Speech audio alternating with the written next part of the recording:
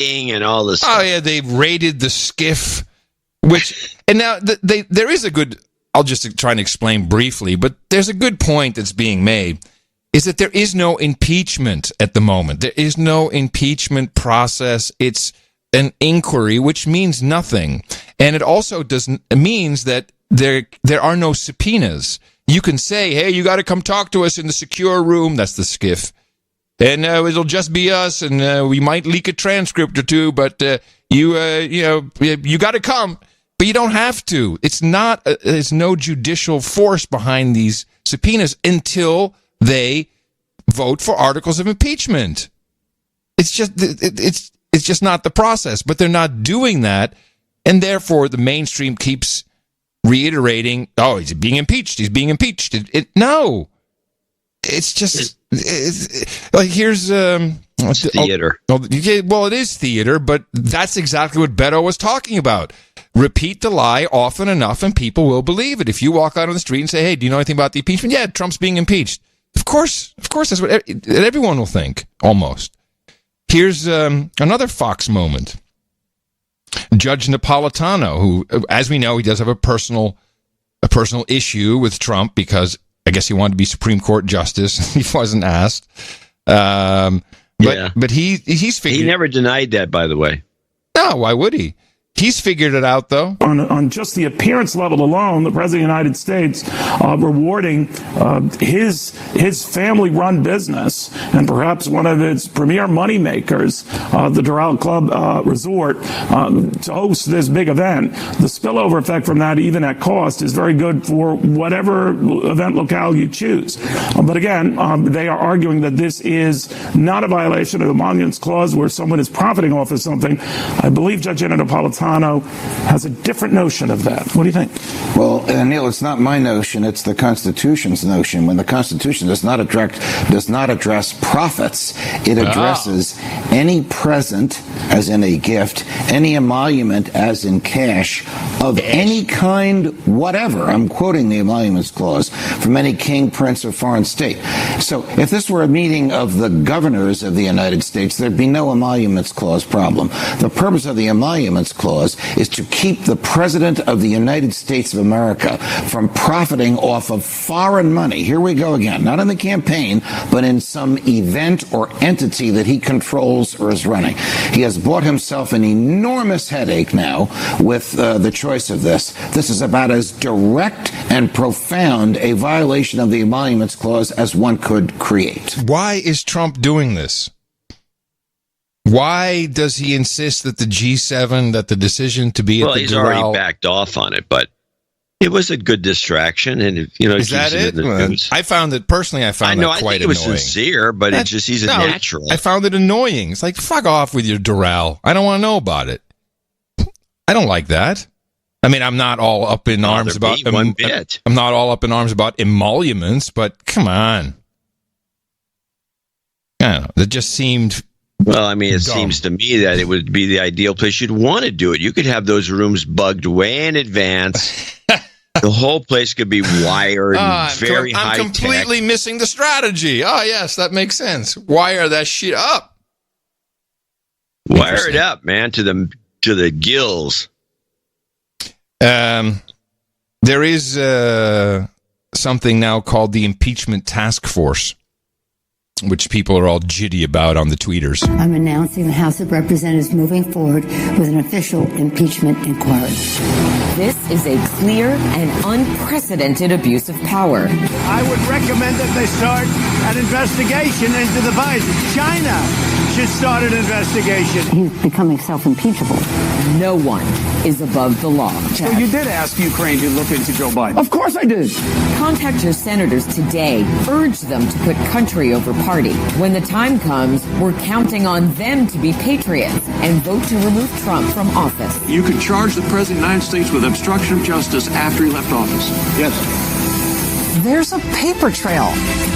If it was a secret vote, 30 Republican senators would vote to impeach Trump. What did you want President Zelensky to do about Vice President Biden and his son Hunter? Are you talking to me? Can't wait to come back. See you in Ukraine soon. That's Hollywood. Hollywood is already working. That's a nicely produced piece. Yeah. So they're Where'd ready. that come from? Well, it was being tweeted around as, with big titles, Trump impeachment force or task force. Oh, yeah. The A-team. Yeah, we got to militarize everything. That doesn't work unless you militarize it. That's when Americans like it. Task force. Yeah, we'll get him. Well, somebody should do it because anyone can do this without Hollywood's help because the code is written and it's already on the computer, which would be Call of Duty, Get Trump. A new game from Blizzard Innovate. What is it? Who makes that? Isn't that the secret guys who make it? It's Microsoft, I think. No, isn't it that? It was. Isn't it that closed? What's that? The name of that company? I don't know. I'm not. I should know all these things, but I don't care. I do know Call of Duty is damn good, though. Man, that thing is a dynamite. It's just unbelievable. Really, I have played Call of Duty 0 times. Oh, you should play it once, and you'll just go, "Holy mackerel!" No, it's really the code is. I mean, it's just fantastic. Just the idea, I got to hook up the HDMI cables. Yeah, there's that. But with that, let the kids do it. But with that, I'd like to thank you for your courage and say in the morning to you, the man who put the C in the Clinton swoop, John C. Dvorak. Well, in the morning to you, Mr. Adam Curry. Also in the morning, all ships at sea, boots on the ground, feet in the air, subs in the water, and all the dames and knights out there. In the morning to the troll room. Hey, trolls, how you doing? NoAgendaStream.com. This is, I guess I should be doing an ID here, shouldn't I? No, you're fine. No, we need to do it. Oh, you get another one. Yeah, okay, I got tons of station IDs. You kidding me? This is the No Agenda Show, the best podcast in the universe. Oh, God. There was some everyone was like, "Whoa, we're back." Well, welcome back, everybody. You asked for it. You asked the producers spring into action, man. They go right for it. Glad that people are quick. They're quick on the draw. It's unbelievable. And I have to remember to say something about that. But first, the trolls. Yes, NoAgendaStream.com. Is where you can find this show that you might be listening to as we speak. But we had DJ Steven on this morning doing a pre-stream, and there's just all kinds of great things that you can hear there. So make sure that you tune in from time to time to the live stream at noagendastream.com where you can chat along with everybody as well. Then we want to say in the morning to Mike Riley. Mike brought us the artwork for episode 1183. The title of that was Infosainment. Adam and John critique the show art. Now, I don't know why, but I remember that we had to talk about the art because there was a lot of it last time. Yes. I think it was a whole page full. I think it must have been 20 pieces. It was big, yeah. Yeah, I'm looking at it now. There's a number of good pieces. I like the Iwo Jima piece that was done by Darren. Yes, raising the WhatsApp flag, yeah. Yeah, and there's another WhatsApp. And then there was a nice 666, another Darren. Darren did a lot of work. Yeah. And he was on a roll. There was a number of Cesium who's coming back into the fold. Cesium 137 does a lot of good stuff. He was swinging for the fences. Yeah, he's going for it. Yeah. Yeah. And there was other stuff. There's Tulsi with the Russian hat. It's always cute, but that was comic. The CSB. Right. I really thought the one we chose was just a beautiful, beautiful piece of art. It stands out, and it's cartoony, and it's got it's super original because it's not using the templates. Yeah, No Agenda, the holy grail of podcasts. And it popped. I mean, you just look at the page like, okay, that's just got to be it. You're right. It was totally original, no template, which made it even more interesting with the fonts that he used. And we appreciate it. Thank you very much, Mike. The beginning of yet another hat trick. You never know. NoAgendaArtGenerator.com is where you can find all of the submissions. They're great for print them out, make 3D print coasters from them. There's all kinds of cool stuff you can do. We'll go to noagendashop.com. That's where you can buy a lot of this artwork. The artists get a piece of that. And of course, you could also submit your own if you want to participate in this very competitive space. That's noagendaartgenerator.com. And we are just 2 days away from our 12th anniversary on the show. That's why we're pre-celebrating, but we have done the pre-celebrations with the special donation amount and 12 years not a slave. Somebody came up with, one of our producers. Yeah, that was interesting because that's what the newsletter was. Yeah, let's talk about it. And so I had the 12 years not a slave was because we mock everyone being slaves. And then so this one of our producers who I named in the newsletter came up with this 12 years not. I actually reprinted his note. This idea of 12 years not a slave, and because it was the only thing we had to do. There's nothing else I could come up with. So I did. I stole one of the signs for the movie 12 Years a Slave, which was a good film. Mm-hmm. And changed it. I used pretty much the same fonts, and I changed it to 12 Years Not a Slave with a little whatnot thing in there that he mentioned.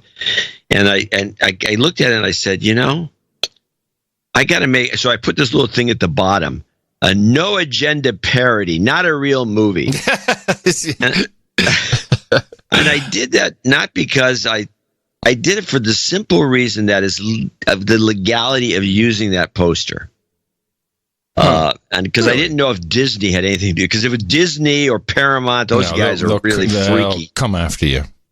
They'll come after you for anything, but they can't come after you for doing anything that's a joke or a parody on something they did, because it's a new use of an old product. Right, it's so you asterisk stipulation in the fair use laws. Little asterisks. But I wanted to make it very clear. So I put that there. Well, because, to be honest, we've had No Agenda Slave T-shirts with the barcode for, probably at least 7-8 years. Yeah. I've had it for a long time. I don't even wear that in public anymore. You can't wear that in public anymore. People they get triggered. They just like, what are you talking, slave, you racist? They just go nuts. So you can't wear it. And so I thought it was rather risque what you did, but I liked it. I thought it was very no agenda, and screw them, right on.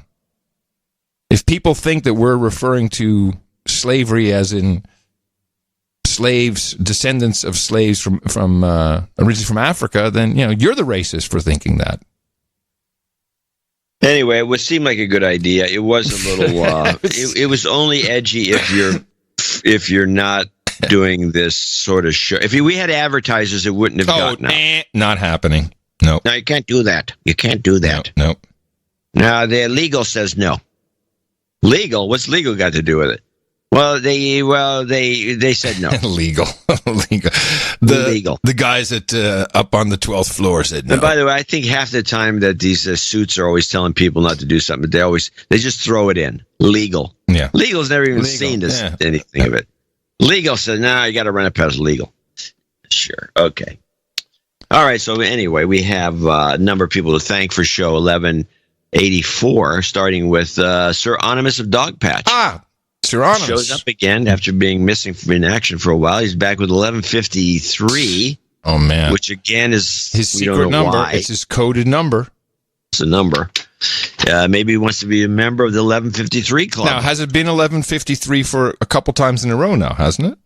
No, I think the other one was something else. Oh. Well, maybe it was 1153. I'm not sure. But 1153, I don't know for sure. But he does have a note. Maybe he'll explain it in a note. Okay. But he never does.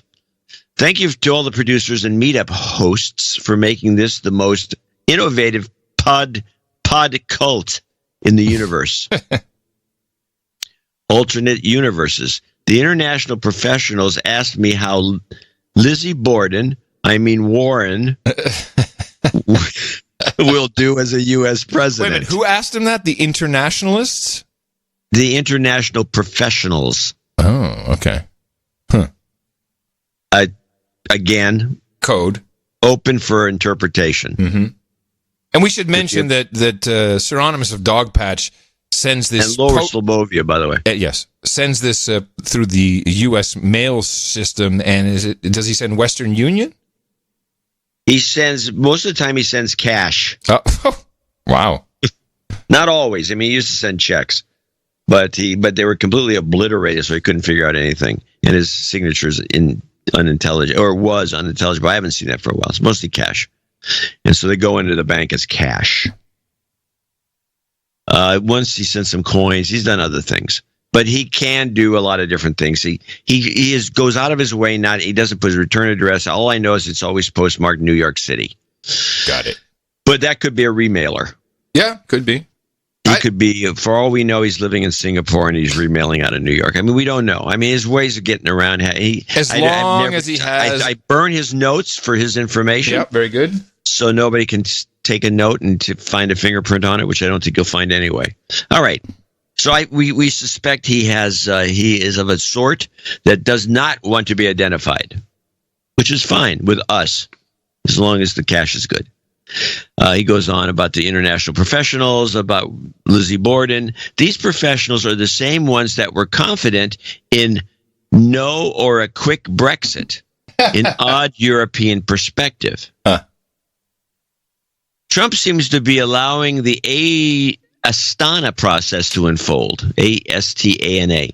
Astana process? Look that up. Okay. The U.S. was already behind Russia and Syria, and our lack of political commitments was demonstrated when Obama went to Congress for an AUMF vote in August 2013 over chemical weapons.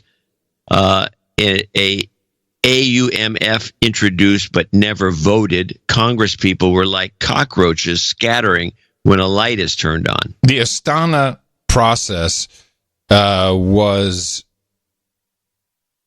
talks aimed to support the framework in accordance with UN Security Council Resolution 2254 that ended with the agreement between Iran, Russia, Turkey to work to enforce the Resolution 2254 ceasefire. I guess it's basically the Syrian peace process, which we heard so much about, which they kept going back to, and then they had to go to London and talk about it again.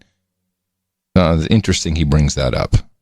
It is worth remembering that Mattis resigned over the Syrian pullout in December 2018. His resignation letter was clear, quote, "Like you, I have said from the beginning that the armed forces of the United States should not be the policemen of the world. Instead, we must use all tools of American power to provide for common defense, including providing effective leadership to our alliances."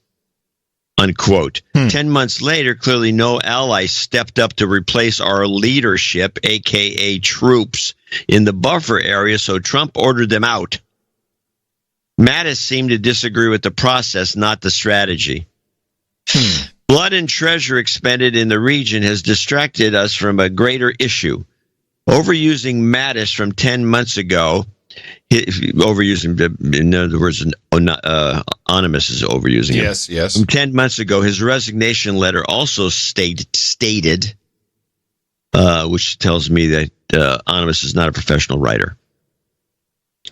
Quote, "Similarly, I believe we must be resolute and ambiguous in our approach to those countries whose strategic interests are increasingly in tension with ours.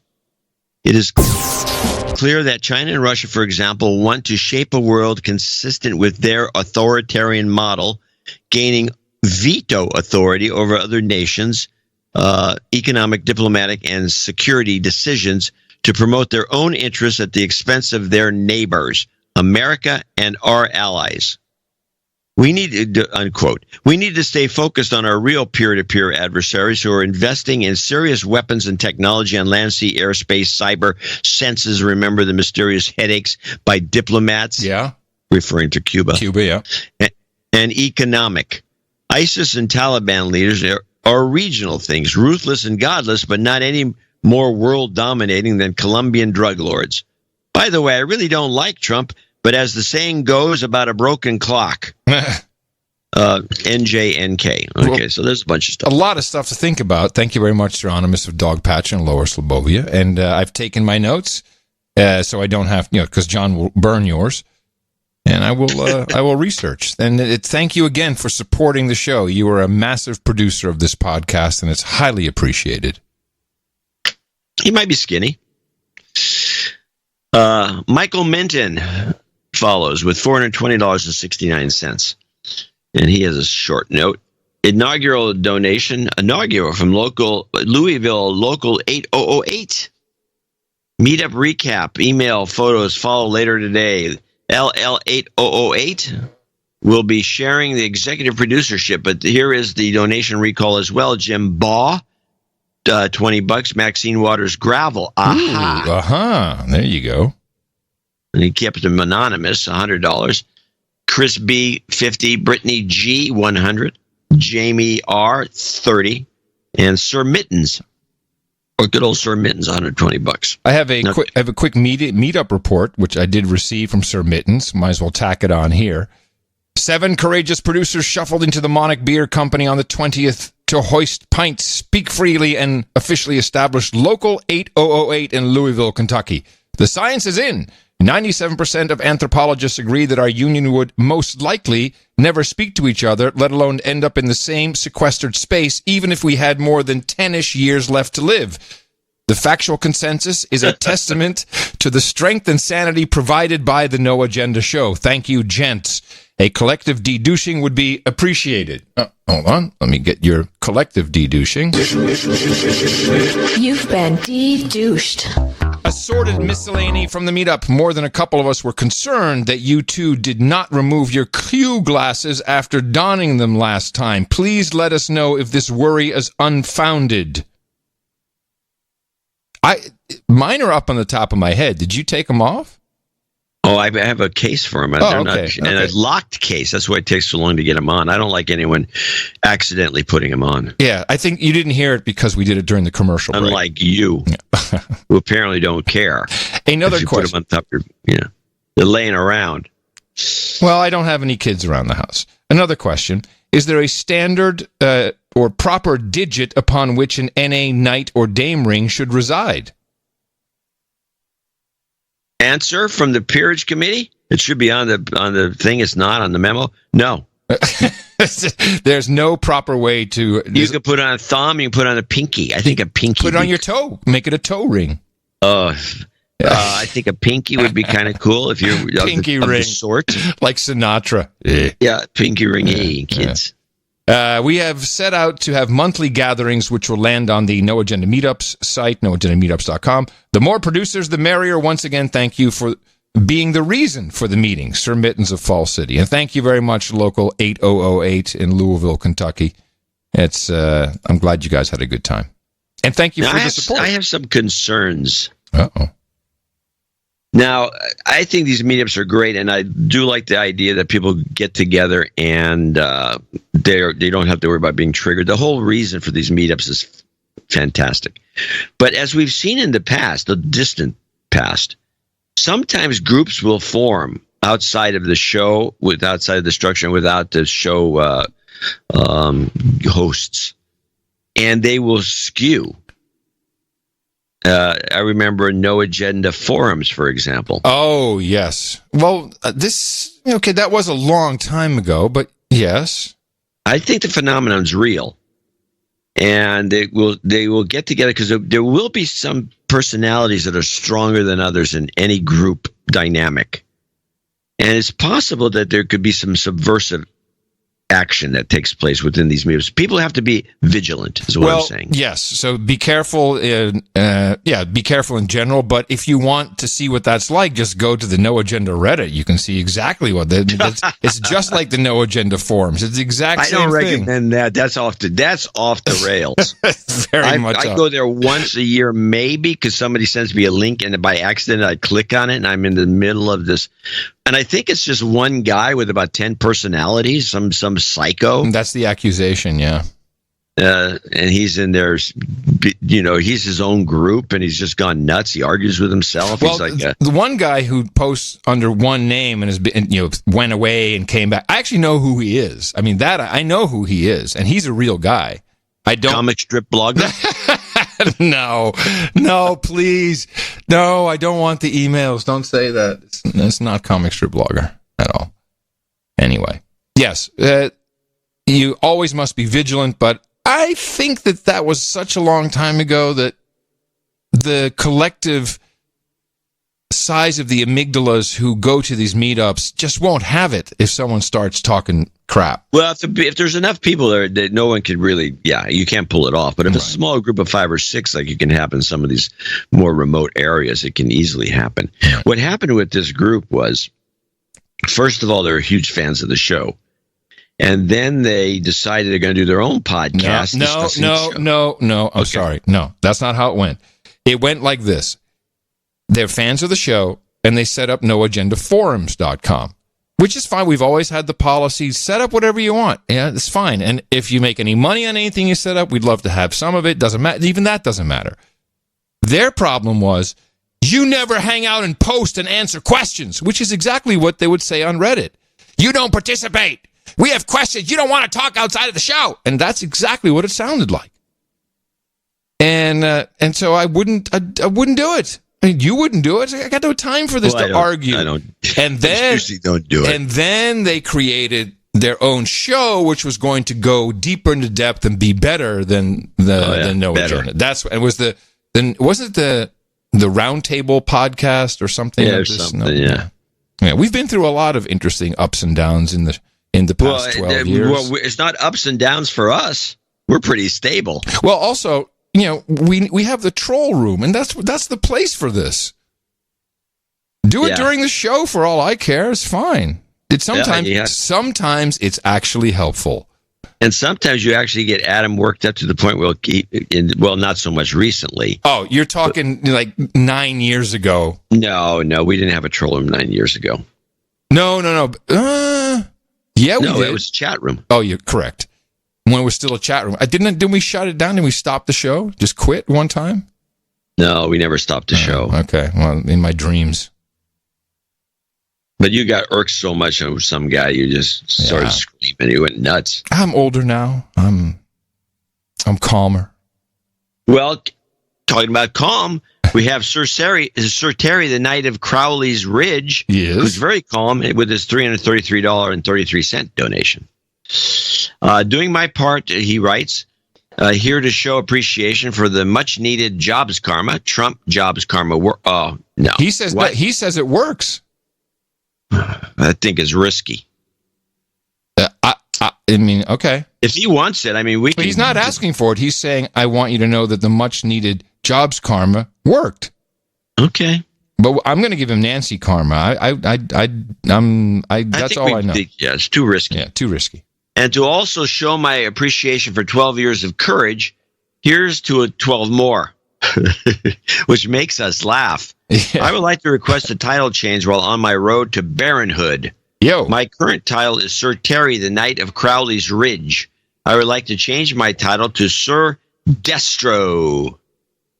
Okay. Is he on the list for title change? Let me double check that. Meanwhile, after you better double check because you got to get your finger on the button. Yeah, he's there, and I got my finger on the button. I would like to call out my dad, Dayakar, as a douchebag. Hey, wow. Lastly, I would like to give a shout out to my brother-in-arms, Sir Rocket Man, Baron of the Bay. Without him and his family, my move to New York, to a new city. New York, that's funny. To a new city. I'm reading ahead in my brain. Yeah, stop that. To a new city. My move would have been miserable or might not have happened at all. I would have also not be listening to twice weekly to the best podcast in the universe were it not for him. Huh. So I'm very grateful for his friendship. The meetups, by the way, are awesome, and meeting you both is something I recommend all knights and aspiring knights do at some point. Meeting the Keeper was great, too. My jingle request, if Adam can find it, is JCD ranting about eating airplane peanuts in ways that annoy him to no end. That's actually a long bit. It's 35 seconds. It's worth it. With some Marvin Gaye sounding music moved into the background and some Cancer karma for those who need it. Keep up the great work, gents. Sir Terry, Knight of the Crowley's Ridge, to be changed to Sir Destro.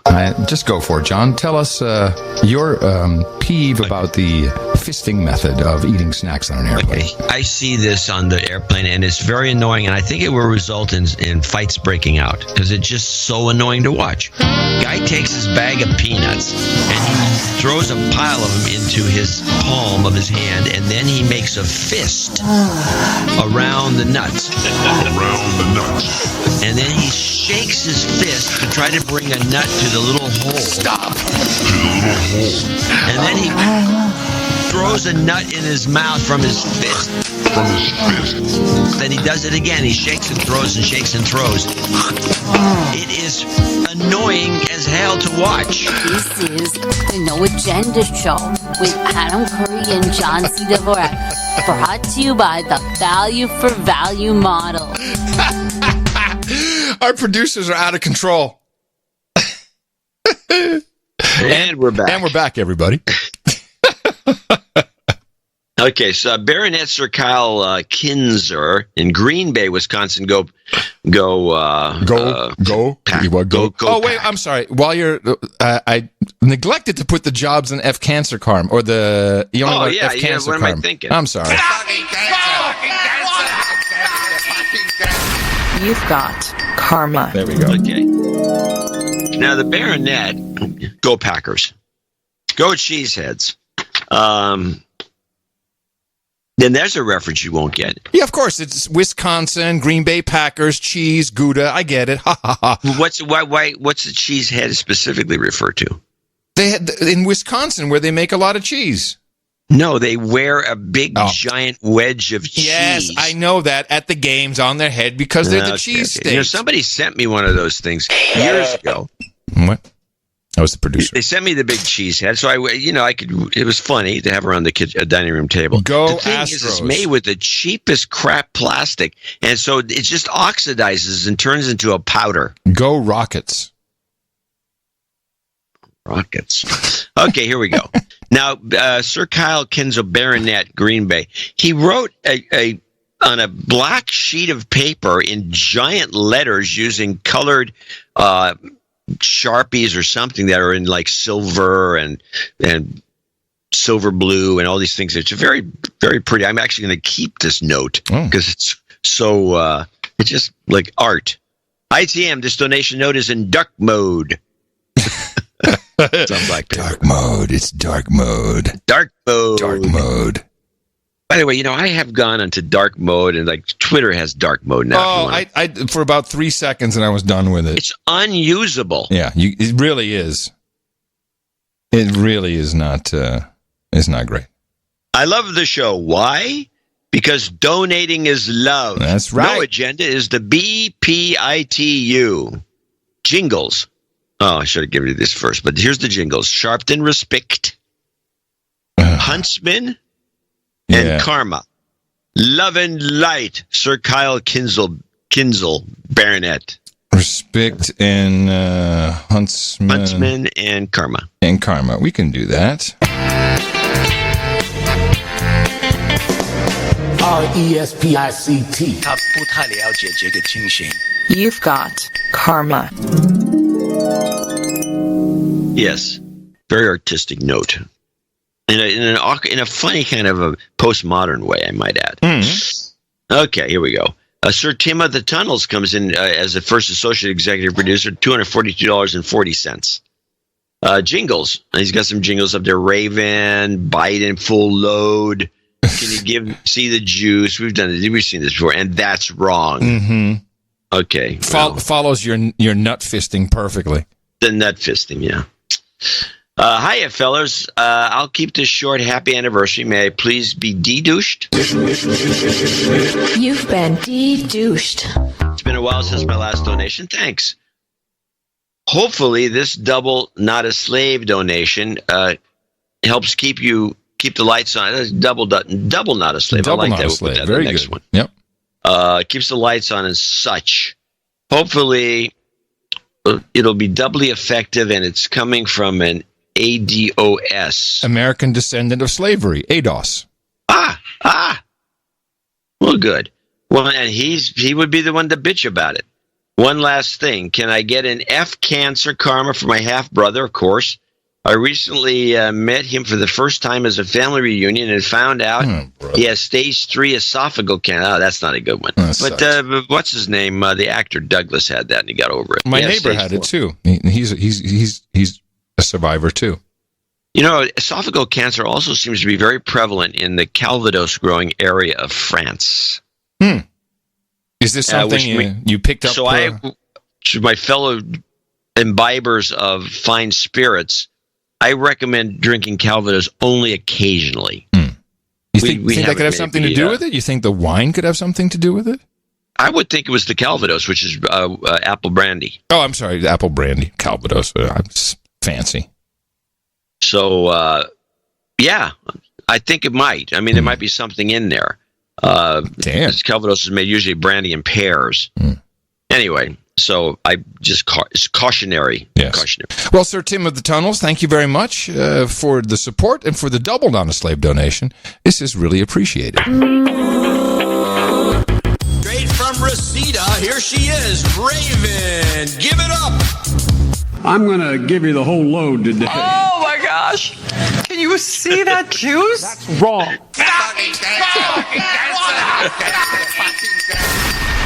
You've got karma. That combo is a classic. It's lewd. No wonder we got rated as pornography by one of the rating systems. Yeah, well, yes, exactly. We're audio porn, which, by the way, is an exit strategy I'm considering.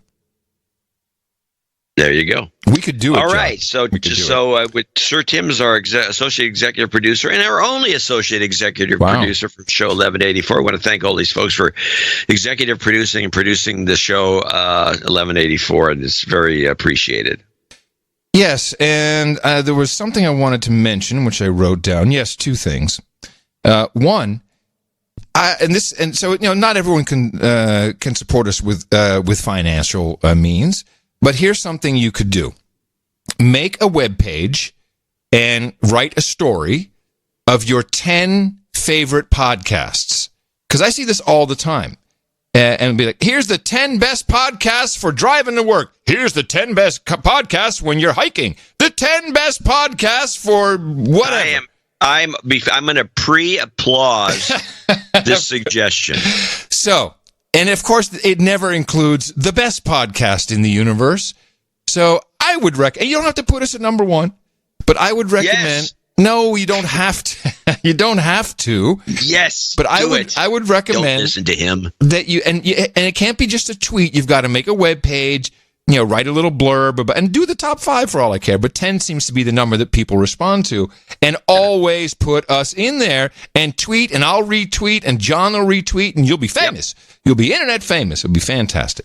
I think we have so many dudes named Ben that they can put up a web page, just by falling down the stairs.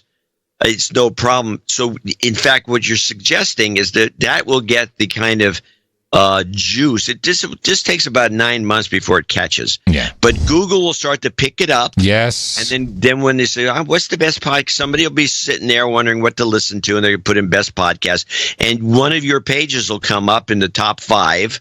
And they say, oh, there it is. Yep. Yes, this is absolutely a fantastic idea. This is a marketing idea that I will give Adam 10 points for it. Maximum points. Well, it just hit me once again, someone... tagged me on a tweet that said, you forgot the best podcast in the universe. And of course, yes. And that's the beauty is these are very subjective. No way are we going to. Most of them are bogus. Yeah, but that's the point. It's subjective. It's just publications and someone say, hey, it's time to write a podcast thing. I'll do a top 10. Okay, what are you going to do? I'll do my favorite top 10. Okay. And then maybe, if you really want to be fancy, then you can, register a domain name, something like bestpodcast.com or best podcast for driving, or something like this, hiking, camping, best educational podcasts. I mean, you can do all kinds of really fun things. It doesn't cost a lot of effort and shouldn't cost any money to do it, but it really helps, and certainly with our Google juice. Yes, and we want everyone who does this. I'm jumping into this.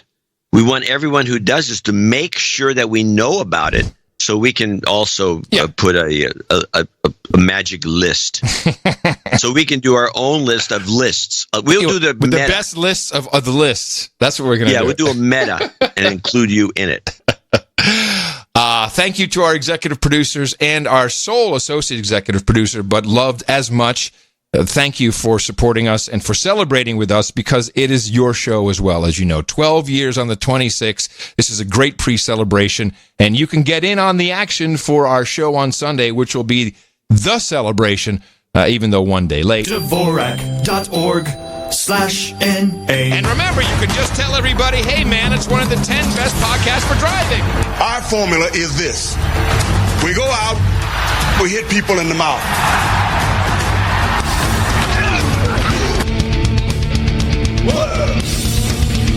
Order. Shut up, slave. Shut up, slave.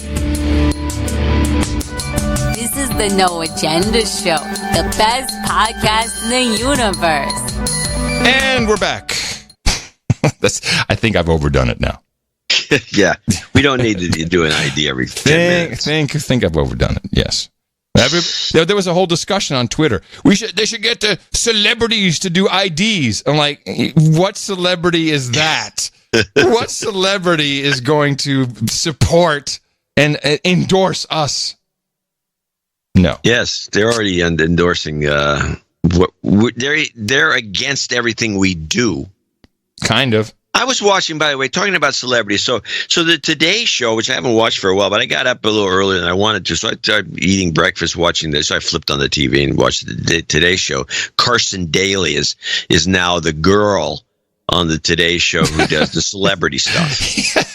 And he doesn't look he looks the worse for wear. He's gaining weight. He doesn't look happy. He doesn't look very no, he's not chipper. Happy and all. No, he's not. Considering the bubbly girl over at Good Morning America who does all the celebrity stuff, she's cheerful and she bounces around. But it's always the celebrity stuff is. And Barry Jones and Miley Simpson, they were caught smooching in Central Park, and here's their Instagram. I like Miley Simpson. I don't even know who they're talking about. Miley Cyrus, not Miley Simpson. No, I'm talking about unknowns. I know Miley Cyrus. I don't know Miley Adams. I don't know Miley Simpson. I don't know any of these people. And but apparently somebody does, because they got all kinds of tweets and Instagram photos, and they're hugging and kissing, and they're caught in Central Park or on the street in New York by accident or on accident. And I'm watching this report, and I'm going, who gives a crap about these people and the fact that they're setting a new date, or they've named their baby Ashley, or some stupid crap that is just completely out of control. And poor Carson Daly's sitting there reading this stuff, and he can't even manage to smile. It's like, how did I get into this mix? Okay, so it was Miley Cyrus and Cody Simpson who were making out together. Is that right? Yeah. So I'm just throwing names out. Well, you basically married them. Hey, there it is. Yeah. According to the No Agenda Show, Miley and Cody are married, and she now goes by the name Miley Simpson. There you go. Well, we're ahead of the game. Yes, you are. But the point is, that's not my point is that it's like pathetic. And they've also changed the set. So the set's all white. It's very white. Like everything's bordered with white, and it's got a lot of pastels. And Roker, like who seems to be shrinking, by the way. Roker, I think, is 3 inches shorter than he was last year. He's wearing these neon blue glasses. They're just like, what? Who wears those? And it's just a whole show. And then people, I don't know who Hoda's there with some guy. Well, they had to fill. Well, first of all, once they ousted Matt Lauer, the ratings actually went up. And so now they think they're all responsible, and it must be me. No, it's got to be Carson and Al Roker. And I think it's about time for me to repeat that he is a dick. I've worked with him many times on Z100 in New York, and he's an arrogant dick. And by the way, this was back when he was the old Rev Al size. And he's just and he will do anything to push himself ahead. He'll steal punchlines. He'll elbow his way into things. He's just a dick to work with. Maybe I should say that. Just a little FYI. A little personal experience. Well, he's done well for himself. Oh, he's done very well for himself. Hey, do you remember this? Oreos are just as addictive as cocaine. That's one of our staples, right? Yeah, and I love the little giggle at the end. Well, the mainstream is confusing me. A potential class action lawsuit claims the video game Fortnite is as addictive as cocaine and tobacco. I mean, what? And then today... Finally, delicious chocolate chip cookies could be as addictive as hardcore drugs. Well, a study found that the effects of sugar and sweets appear to be stronger than those of cocaine. I mean, how's cocaine? Is cocaine any good anymore? I think cocaine better up its game because cookies and Fortnite are taking over. I don't understand cocaine's not technically addictive. It's psychologically addictive, so this possibly is possible that they're trying to make this equation. I don't know. I don't know what they're up to with these announcements. Why are they promoting any of this stuff? None of it's good for you. No. The cocaine's not good for you. The sugar's not good for you. The starches aren't good for you. The cheap flours they use that come in from God knows where.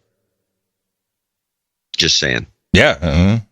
I was just saying, too. It's just like that. I mean, they got to get their story straight. I mean, if everything's as addictive as cocaine, then cocaine must suck these days. Maybe it does. Maybe it does.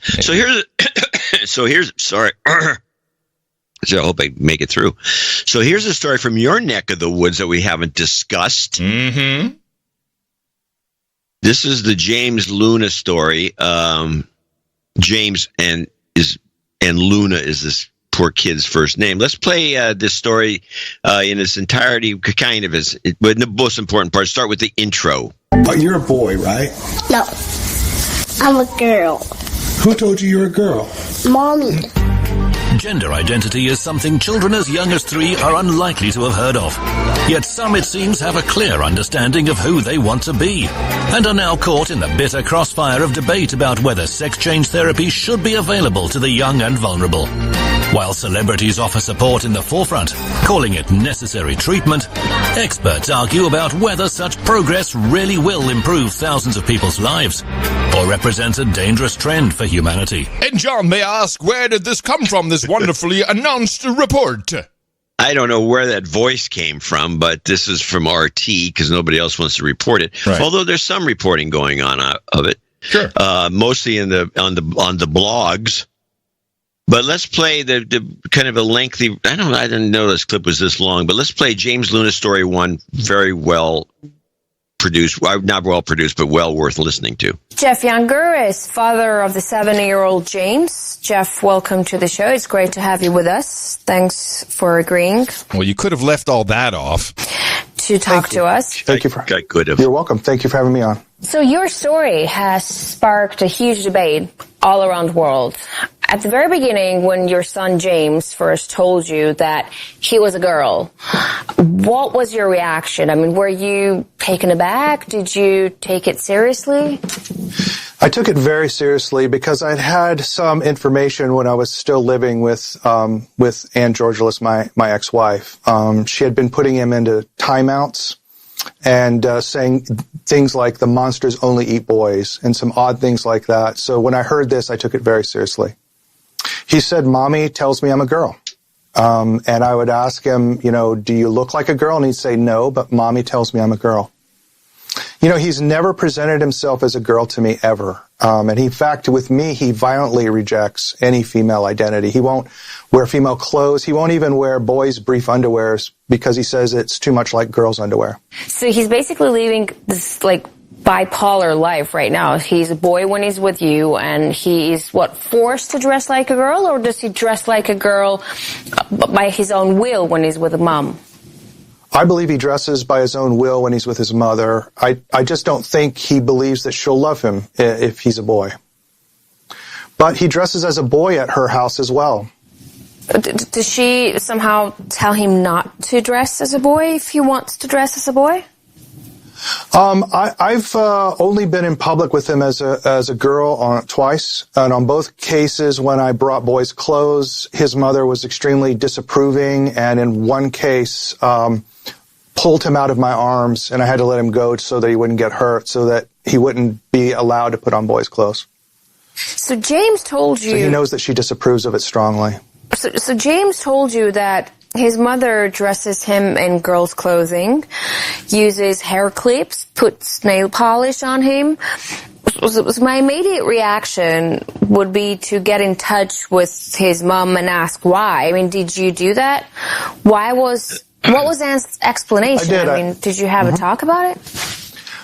Well, first of all, I just wanted to verify it, and I sent her a text and said, are you actually telling James that he's a girl? And she's just replied simply yes, and then refused to talk to me about it. The next time that it became an issue was when he had his sort of coming out party. She took him to his 5th birthday party in a dress. She just essentially wouldn't speak to me about it. But is it normal that, because you're just as much of a parent as she is it normal that a yes is an answer enough for your son to be heading towards a gender change? No, it's absolutely not normal. I'm a joint managing conservator in Texas, and that means that we share parental rights. But there was one key parental right that the court did not give me, and it was the right to consent to psychiatric and psychological treatment. And that's kind of how she's gotten around this. She's saying that this is psychiatric treatment, and so I have no rights regarding this issue with my son. Yeah. So I have been following this story. It's a Texas story. There's a lot of background we don't know, which unfortunately wasn't in that 3.5 minutes you dragged us through. We don't really know what because these parents are separated, which makes it a very different situation than two loving parents together with the child, putting them through this. But I'm sure you have your reasons, so I'll be quiet. Should mention the kid's a twin, which is not discussed in any of these reports. Twin, boy twin or boy-girl twin? Boy twins. Mm-hmm. The other kid is Joshua, I believe his name is. Mm-hmm. The woman, which makes this really creepy, is a licensed pediatrician. There you go. Who runs a clinic with another woman in this little town, Cotterell, some little burg in Texas. Mm-hmm. And she has a website. I'm surprised she hasn't been doxxed more. She has a website, and she seems like she looks kind of normal to me. She doesn't have that. She's like weird looking. And but this issue is like very strange. I think maybe I don't know if she wanted a girl and she decided she's going to make one of the boys into a girl because they got another boy. What difference does it make? I'm not sure. Part 3 of this, I want to play that, which is a short clip, but it kind of gets to the point. Then I have an article which I'll just read at the end, then we can talk about it. James is being dressed as a girl. His name was changed to Luna. He attends the girls' bathroom at school. So if everything goes ahead like James's mother wants, your 7-year-old boy will be given puberty blocking hormones, and in a couple of years will undergo sex change surgery. I mean, it's kind of hard to ask, but how does it make you feel? Look, I consider this to be child abuse and the sexual mutilation of children on an industrial scale. So it makes me feel terrible. I can't believe that a mother would do this to her son, and I cannot believe that the state of Texas would allow it and sanction it. But we have clinics right here in Texas that do sex changes on children all the time. So your ex-wife is accusing you of child abuse towards James. What exactly is she implying by abuse? She's saying that it's psychologically abusive to James, that I will not affirm his fake female identity. And she has gone to court and filed what's called a motion to modify. It's a thinly veiled parental termination request, saying that I have to go to a transgender education class. If I don't attend the class or achieve satisfactory marks, then I can be jailed for contempt. I can be jailed if I use male pronouns for James or show him in public as a boy, or if I cut his hair in a boy's hairstyle. You will obey. So I have a clip here or not a clip, but the headline. I'll read this. Texas jury blocks dad from stopping 7-year-old son's chemically castrated transgender transition. And apparently this took place with a consensus of 11 of 12 jurors. The jury decided not to grant Mr. Younger sole managing conservatorship over his 2 twin boys. They voted the current joint managing conservatorship should be replaced by a sole managing conservatorship, but Mr. Younger would not be that person.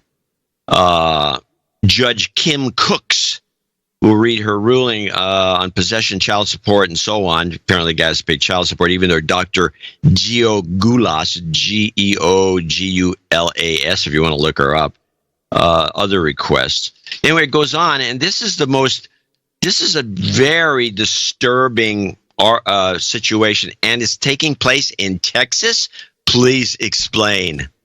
I don't know. I mean, I have not looked into the case itself. I've not seen any of the documents. So you're asking me to explain? That's unfair because I just don't know. Well, it is unfair because I just dropped this on you, but it's got to be in the news. Don't they play this story? Yes, yeah, they do. It's in the news, but not to this extent, not with the background. So I appreciate that because now all you hear is the 7-year-old who's dead. Blah blah blah blah. What? But I will say that the transgender ideology, which to me is not the same as transgender people, we have trans people who listen to the No Agenda show who are staunchly against this practice and this behavior with children. I think may actually become more of a uniting issue between left and right ideologies in the United States. I was the former New York banker pinged me on Tuesday. Said, maybe the last day we can go out and wake surf. I'm like, okay, which was a little too cold, quite honestly, for me, and it smelled like dead fish in Lake Austin. But he brought it up because he's seeing, I think, 6 or 7 kids at one of his kids' school, and he says he can't wrap his head around it. And he's not the only one, and he is a massive lefty. Well, Democrat would be more fair because he's clearly a capitalist, so he can't be completely on the left.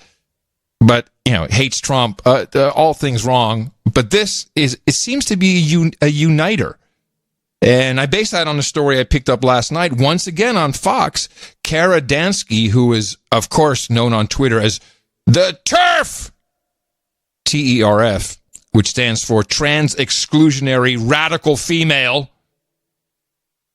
She is from the World's Liberation Front, and she's very upset and has some interesting things to say about the state of trans and how it's used in general, but specifically what we've seen in the past few days with women's sports. A Nigerian won and set world record on 500 meters. And there was a new world record and winner in cycling, and it was also a trans woman who both of them, the Nigerian and this, I don't know where this other person is from. They look like men, and they even wear men's. They don't even, they're still men. I mean, they still have male genitalia. And it's very interesting to hear how difficult it is to even bring this up at all. McKinnon is a male cyclist who on Saturday won a championship in the women's cycling competition in Manchester, England. And there are many feminists, women, who are questioning the right of male athletes to compete in women's sports. And this seems to be unacceptable for us to take this position. But we will continue to take this position that it is unacceptable for males to compete in women's sports. It's very important in this country for the purposes of maintaining Title IX protections for women and girls, which is something that my organization, the Women's Liberation Front, cares very much about. I want to also just make the point that many of your viewers may not understand that there are many people on the political left, including especially feminists, lesbians, gay men, and bisexual people who are gravely concerned about what the Democratic Party is doing on the topic of gender identity and pushing the notion that men can be women and women can be men, which is, first of all, regressive politically because it aligns with the notion of gender, which we want to abolish, but it's also just it's inaccurate scientifically. And there are many Democrats who are willing to say this, but many of your viewers may not know that because we are generally subjected to a media blackout. Those of us on the left, Democrats, cannot get a voice on NPR, cannot get a voice in the New York Times, cannot get a voice in the Washington Post. We have tried.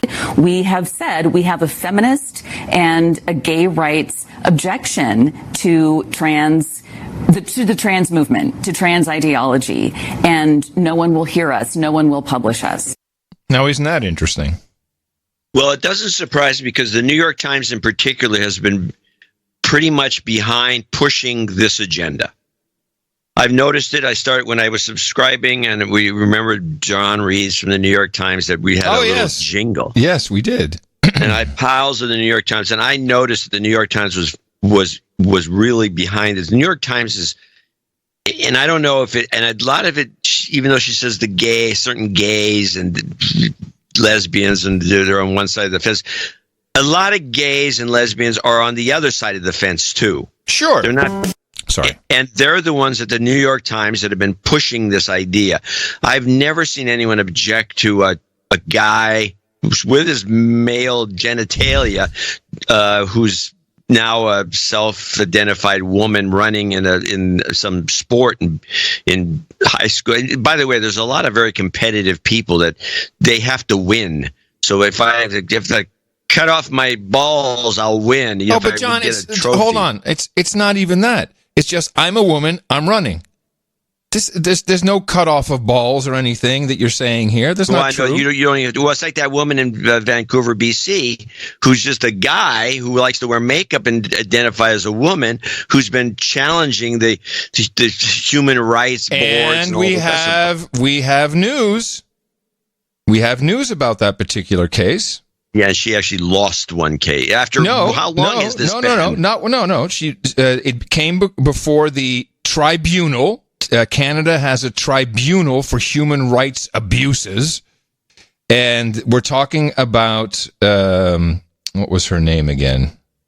Jessica Yaniv. Right. And so she sued 7 different beauty. Well, they weren't even clinics, as it turns out. These are mainly women who spoke English as a second language and did this work at home. Which now that I know that, tells me a bit about what kind of work this Yaniv was doing. So the British Columbia Human Rights Tribunal found that Jessica Yaniv had been repeatedly deceptive, had sought to target small business for financial gain or to punish certain ethnic groups, which she perceives as hostile to the rights of LGBTQ people, and dismissed all 7 complaints and ordered Yaniv to pay each of the 7 respondents $2,000 each. Now, there's something positive, because this clearly was just a douchebag activist and who just wanted money, was targeting people with this. You're Asian, you must hate trans people. I'm going to sue you. Come on. It was working. Yeah, it was. It was. So this situation is out of control, and people are going to have to line up on one side or the other. I mean, and I'm reminded of, and I don't know if you could find the clip, but Elizabeth Warren, some little 9-year-old is up there talking about how a girl turned into a boy, talking about, and announcing it, and the proud mother was there. I guess I have it. And his mom, Mimi, who's an advocate for transgender youth and active with the Human Rights Campaign. Jacob is an elementary school student from Massachusetts, likes to play hockey. Jacob. All right, Jacob. All right, my name is Jacob, and I'm a 9-year-old transgender American. My question is... All right. Hold on.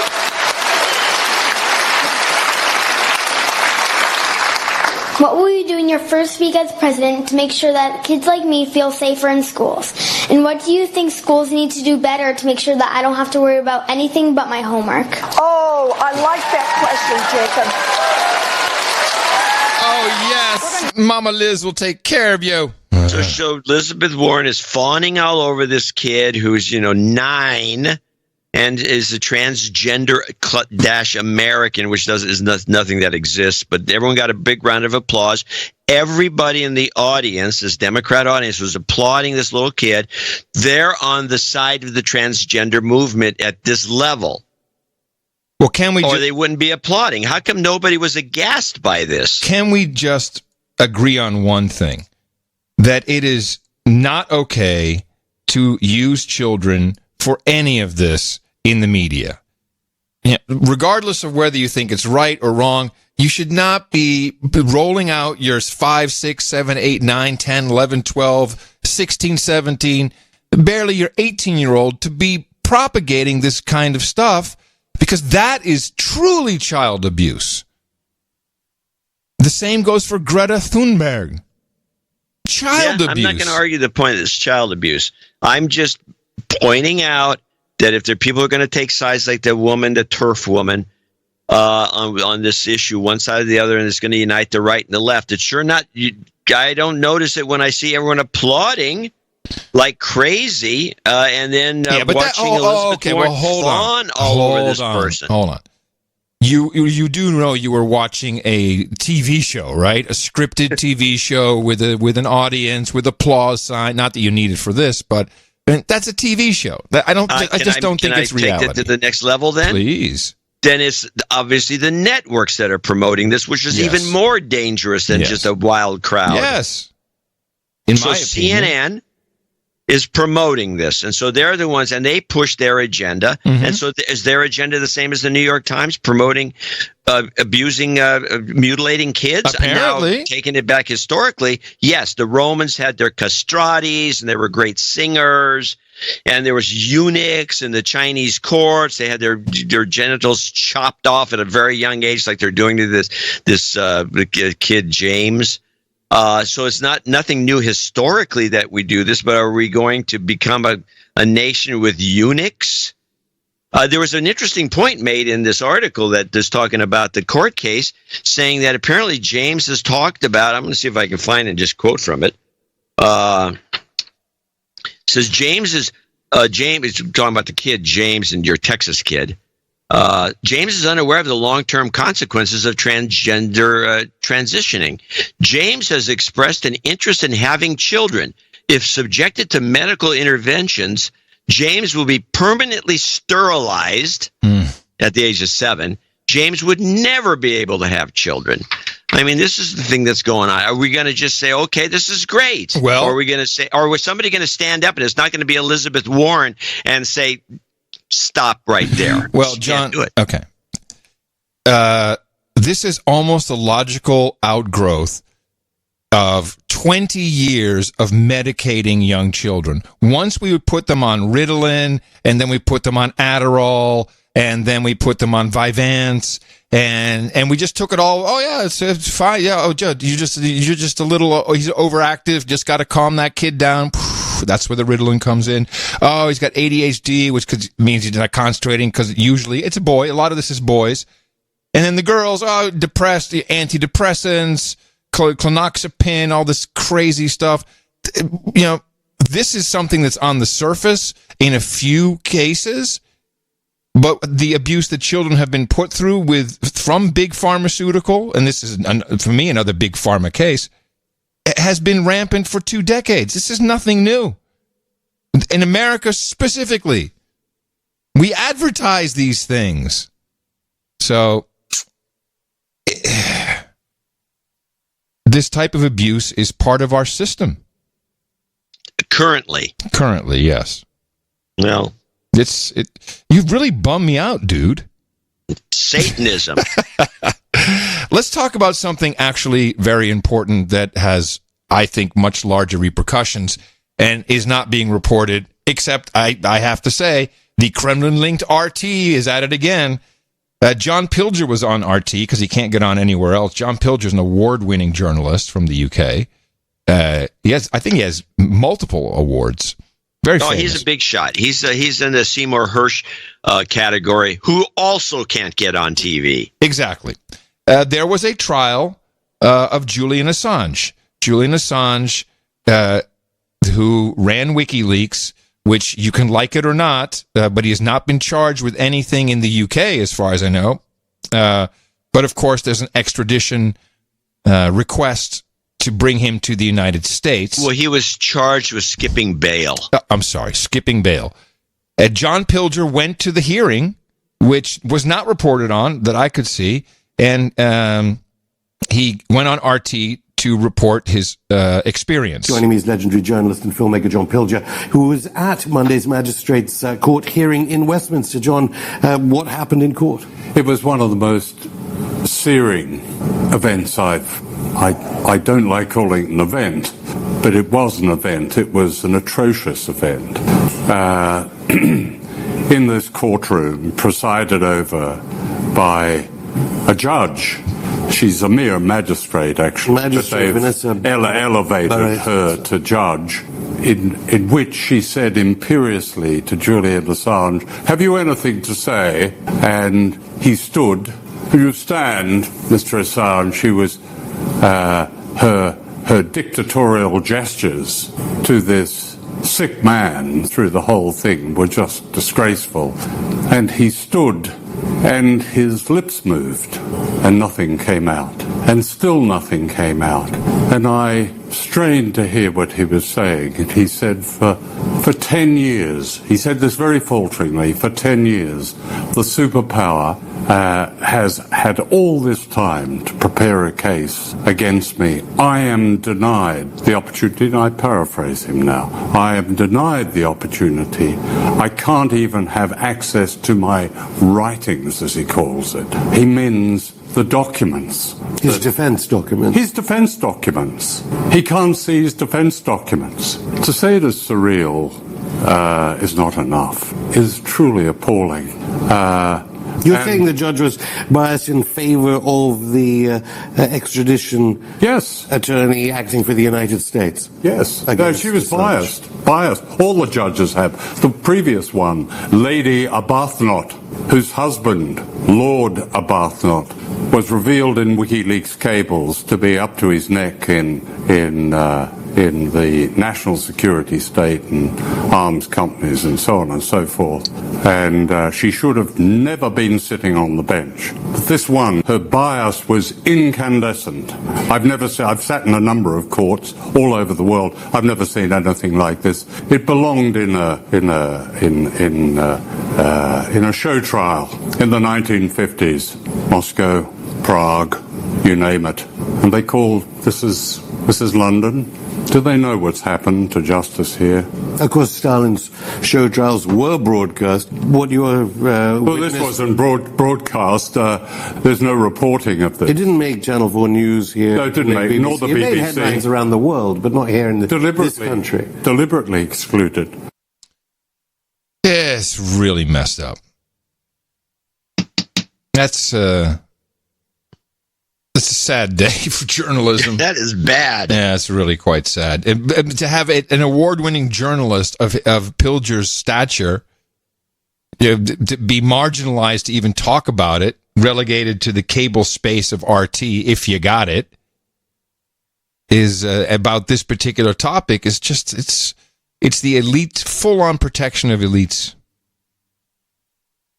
Yeah, no kidding. Yeah, you should go to WikiLeaks and read up on some of the stuff they've been doing. I actually should. I haven't been keeping up like I should. Yeah.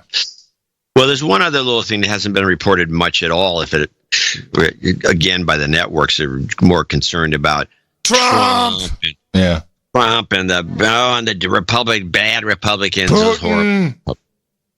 Putin's calling the shots. We need to bring it back, man. We need to bring our Putin shout back. Where's you have it? Yeah, of course I have. Of course I have it. Let's catch up with Barcelona, where all hell's breaking loose and is continuing. This is like a lot of riots all over Europe. But the Barcelona thing is really, it's not understood well. It's not discussed. There was a breakaway movement, and then the Spanish government cracked down on it and brought them back to the back into line. But meanwhile, we got this going on. This is a longer clip than usual, but it's a complete Barcelona update. Separatist protests have descended into running street battles and rioting in the Spanish region of Catalonia. That's after lengthy prison sentences were handed down to 9 separatist leaders for their role in a failed 2017 independence bid. Guy Hedgecoe is DW's Spain correspondent. Guy, tell us more about what's led up to this sentencing. Well, these sentences, as you say, date back to October 2017, when the Catalan pro-independence government tried to lead a breakaway from Spain. They organised a referendum on independence against court orders and against the wishes of the Spanish government, and held that referendum. And then a few weeks after the referendum, the Catalan parliament declared independence from Spain unilaterally. Now, it was a very short-lived independence. Within a matter of hours, the Spanish government had introduced direct rule in the region. But nonetheless, the Supreme Court took these actions extremely seriously and charged several of the people that it felt were responsible for that failed bid for independence with serious charges. And the Supreme Court found 9 of them guilty of sedition on Monday, giving them those lengthy jail sentences. How long are they? Well, the longest jail sentence is for Oriol Junqueras, the former vice president of Catalonia, who received 13 years. That's for sedition and misuse of public funds. And then 8 of his colleagues received jail sentences of between 9 and 12 years. Now, those were colleagues of his in the Catalan government, also the Speaker of the Catalan Parliament at the time, and also 2 civic leaders, 2 pro-independence civic leaders who were involved in these events. And Carles Puigdemont, who we remember as the separatist leader who fled to Belgium in 2017 to escape trial, he has been encouraging protesters to continue in what he's called on Twitter a democratic tsunami. I mean, are you seeing that happening on the streets? Well, we certainly are seeing an enormous mobilization on the streets. Here in Barcelona, the last 3 days, there have been protests throughout much of the day, and then in the evening and the night, they intensify, and many instances have turned quite violent. This is something we haven't seen before with the independence movement, with people burning rubbish containers in the street, setting fires in the street, throwing rocks and rubble at riot police, clashing with riot police, and throwing Molotov cocktails in some cases. Yeah, it's bloody. I mean, the people are getting their ass kicked severely, just beaten. Yeah, beaten. Isn't this part of the New World Order, the elites fighting against nationalism? Couldn't we say that's fair, what Catalan wants? I'm not sure. It's probably what it is, or fighting. Yes, yeah, it would be fighting against nationalism. But there's a little bit in there that I didn't clarify, or didn't get clarified. It doesn't make any sense to me. Which is one of the guys escaped to Belgium. Yeah, we talked about that. Yeah, but why don't they just extradite him? Belgium has no government. Belgium has nothing. It's just got the seat of the EU. The EU should have people that can just grab the guy and send him back to face the music. It doesn't make sense to me that you can go to Belgium and avoid being prosecuted. It just doesn't make sense. It's all within the same EU. Yeah, maybe one of our overseas listeners in the EU that knows something about what's going on with this guy, how this works, because I don't get it at all. But it's another thing that nobody. Well, no, I mean, it's the American public is severely undernourished when it comes to actual worldly events, and a lot of these things do connect. I mean, when you see it, the farmers in the Netherlands, you got the yellow vests in Toulouse, not just in Paris, but everywhere now. There's all kinds of strife and unhappiness, and the people are sick and tired of the elites. They're just sick and tired of it.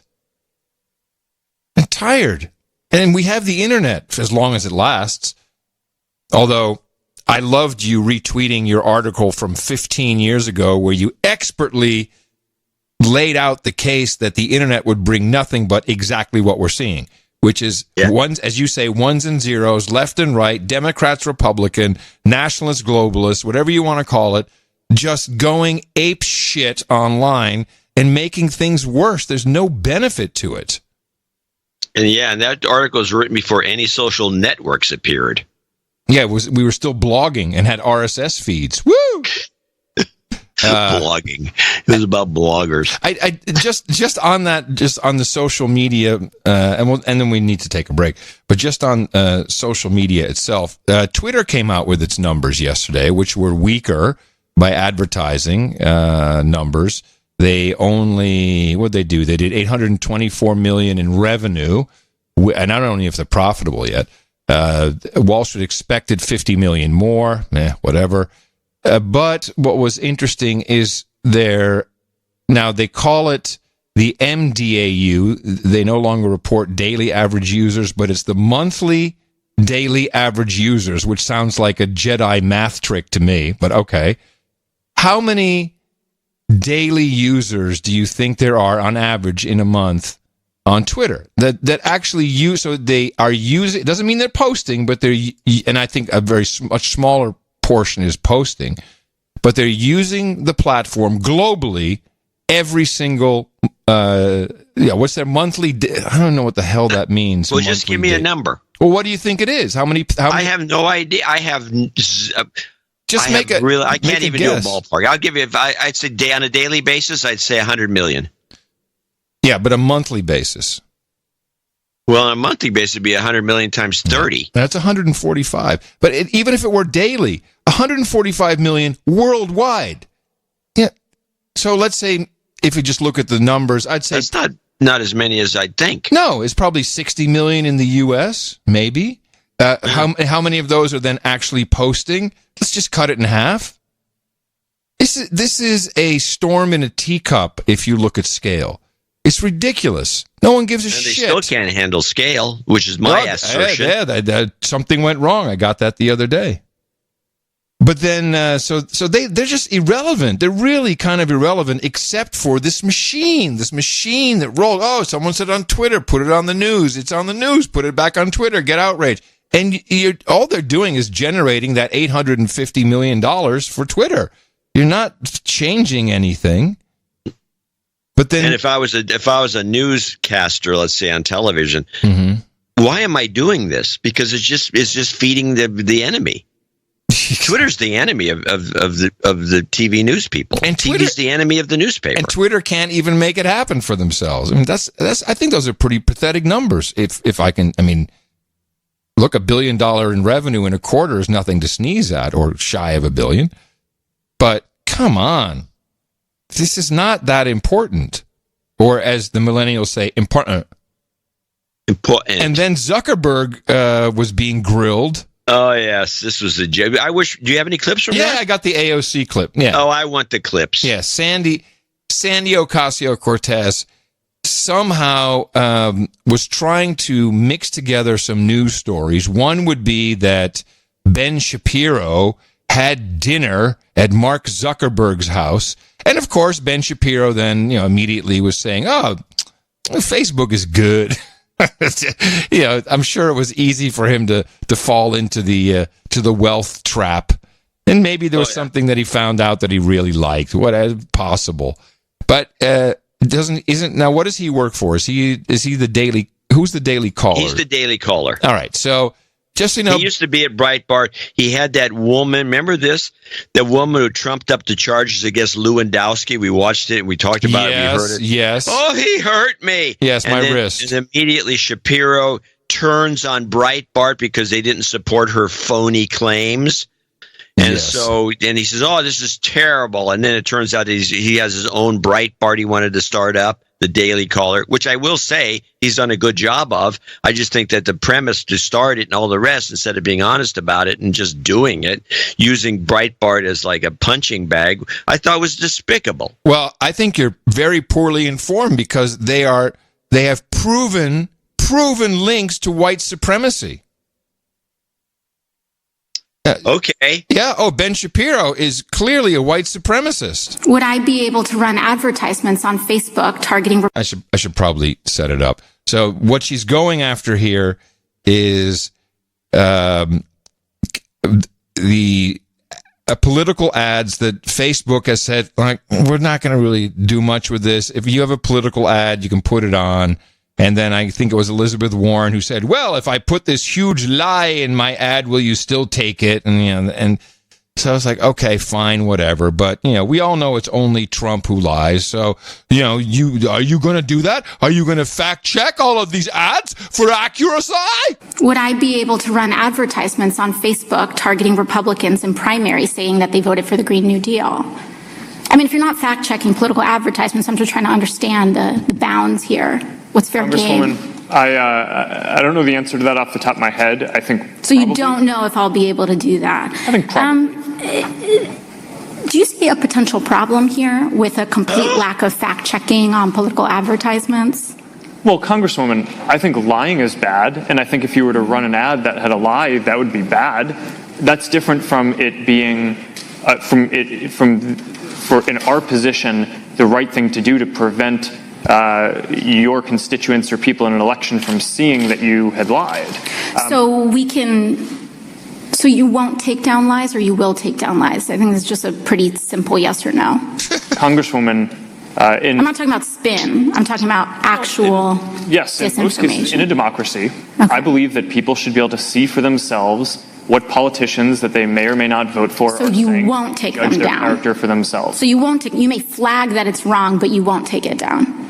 Congresswoman, it depends on the context that it shows up. Organic post, ads, right. the treatment is a little. One more question. In your ongoing dinner parties with far-right figures, some of who advance the conspiracy theory that white supremacy is a hoax, did you discuss so-called social media bias against conservatives, and do you believe there is a bias? Congresswoman, he's frying, by the way. His smoke is coming out of his ears at this point. So I don't remember everything that was in the question. That's all right. I'll move on. Can you explain why you've named the Daily Caller, a publication well documented with ties to white supremacists, as an official fact checker for Facebook? Congresswoman, sure. We actually don't appoint the independent fact checkers. They go through an independent organization called the Independent Fact Checking Network that has a rigorous standard for who they allow to serve as a fact checker. So you would say that white supremacist-tied publications meet a rigorous standard for fact-checking? She's got a lot to learn if she's going to take this path and try and do this to people. That was fail for her. And the International Fact Check Network, which we followed very closely, a lot was written about it. And it's exactly what it is. It's an independent organization, which everybody, we need that. We all agree. And now she's saying, well, yeah, but, you've got people who deny white supremacy in there. And she could have just said Jews, because that's what she means, Jews.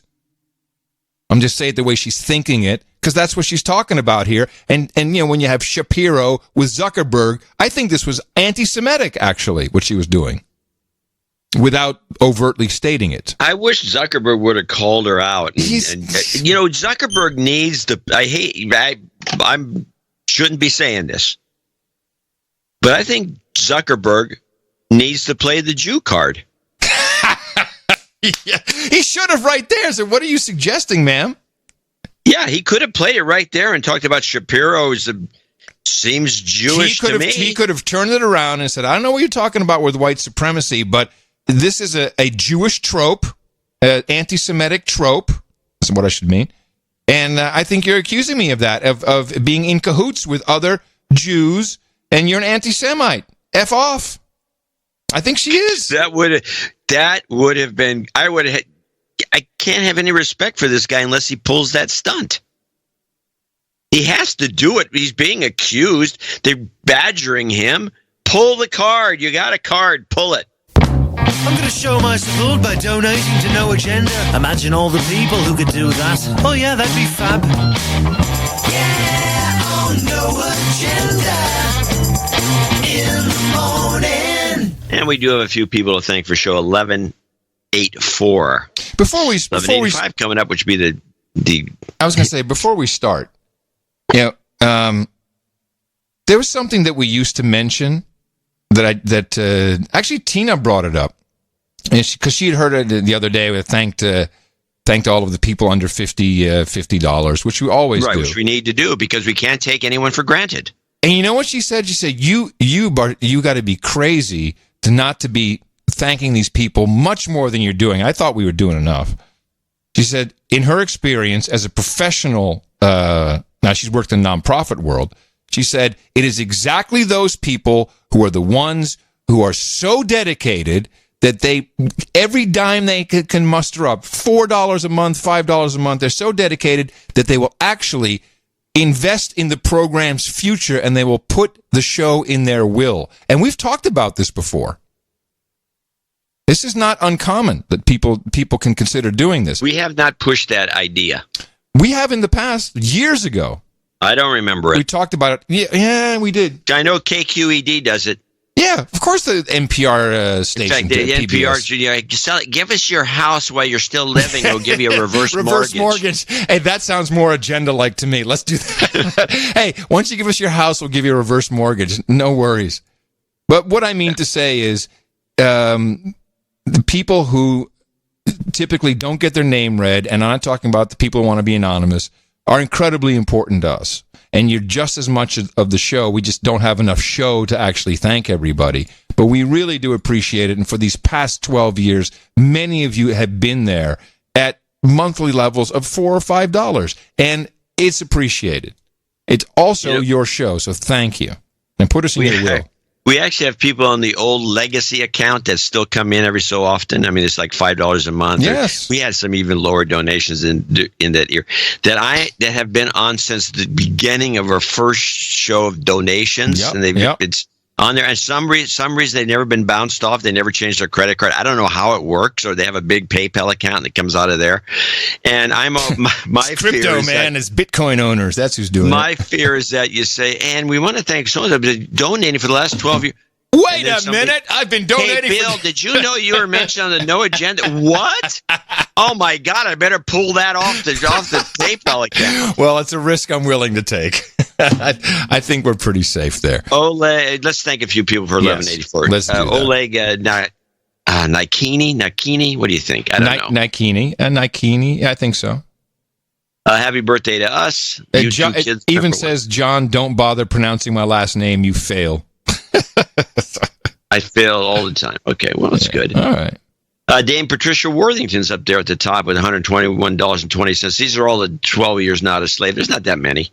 But we can get more because we have their official 12th year anniversary coming up on Saturday. I'm sorry, it's on Saturday. The show's on Sunday. Yeah. David Flynn in El Paso, Texas, $121.20. Daniel Walraven, $121.20. Brock Reinhold in BC, Canada, in some town I've never heard of. Osoyoyos. It's like spasm. Brock Reinhold. Anyway, Sean Newcomer, $121.20. Stephen Tomaser, $121.20. Baroness Karen of the Blue Moon in Colorado Springs. Happy Not a Slave anniversary. $21.20. Cardello Ciardello. Yeah. In Tulsa. $121.20. Ronald Maxidon. Okay. Yeah. $121.20. Glad you thought it was funny. Last but not least on the short list is Dame J of the Angry Clouds. $121.20. John Coomer's in with $120. Sir Acid of the Scandinavian Woods is $120, which is it's a good one. It's a good 12 years times 10. Julia Honig, $100. Sir Daniel Baronet of the Bayonet in Boise, Idaho, $100. He has an interesting question here. He says, my parents recently moved to Phoenix, Arizona. Sometime when I go to visit them, we'd like to go see the Grand Canyon. Are you still in touch with the No Agenda Knight who has a cabin? Wasn't he a ranger? Our No Agenda Knight near the Grand Canyon? We have I don't know. We haven't heard from him for a while, but he is a No Agenda Knight in the Grand Canyon. He is a ranger, And I don't know that I don't think there's a cabin you can stay in. I don't think there's that. No. I guy in Alcatraz. Yeah, I think they just want maybe some information. Oh, he says he offered his cabin near the canyon. Huh. I don't remember this. I vaguely remember it. Well, Sir Daniel, we're putting the word out. If he still listens to the show, if he doesn't, he probably wouldn't be as amenable. Could you don't know, but we'll hear from him shortly. John at Dvorak.org.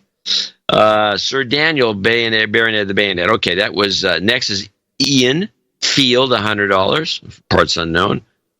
Kathy and Bob Appleby in Greensburg, Pennsylvania, $100. But there was a note that was sent in on a card. Mm-hmm. It's short. Nice card. Mm-hmm. I'm going to read this note because they sent a little bottle of maple syrup.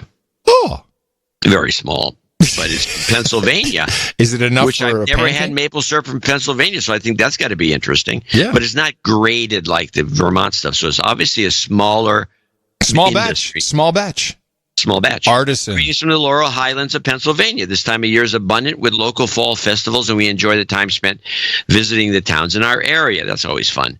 We visited the Bedford Festival recently and drive into the mountain passes through Shanksville and Flight 93 Memorial. No. Well, that's interesting. They have a memorial there. Yes. One of the vendors' booths stopped by, and there's little jugs of maple syrup. So there you are. A gift from Kathy to the both of you. Enjoy. Oh, was it 2 bottles? That was only 1 bottle. Uh-huh. No, I'm serious. You can ask Kathy. I'll put some in a jar for you. No, you won't. Please don't. Thank you for the hard work. Yes, I will. No, don't. Thank you for the hard work every week for bringing us the enjoyment and enlightenment of a world with confusing memes and erroneous information. Thank you for providing us with the best podcast in the universe. Nice card, nice bottle of juice. Did bring up the point, which I'm going to throw out there. Jay says, I'm talking about maple syrup, and she says, you can also tap a birch tree. For syrup? Yes, it's not as productive as a maple tree by any means, not even close. But there is birch tree juice that comes out, and it's used to make birch beer, which is like root beer, only it's made with this birch sap. The only place I know that does it is up in, I think Thomas Kemper maybe makes it up in Washington State. Very tasty. It tastes like, I'm wondering, as I was thinking out loud, whether or not anyone can get access to birch syrup for pancakes. You know what we need? Birch syrup with sorghum pancakes. It's the breakfast of the poor. This is beautiful. I don't know about the sorghum part. Sorghum has a syrup has an off taste. Oh yeah, but you can. I was talking more about not making syrup, but using sorghum just to make the sorghum pancake. for the pancake itself. Yeah, like a grain, like a wheat. Yeah. Yeah, that's doable. I do have some sorghum flour that I've used to make pancakes, and it's actually acceptable. Not in a, they could use a little more gluten. Onward. Sir Brian Kaufman in Scottsdale, Arizona, 75.75. Brian Fenton in Colorado Springs, 71.90. He wants a shout out. Yep, No Agenda Local 719 meetup happening this Saturday, Phantom Canyon in Colorado Springs. Sam Van Hoer in Leadersdorp. Now this doesn't sound right. I think there might be an N missing. Sam van Horen, I think, but there's no the Dutch typically. Horen. And he's in Leiderdorp.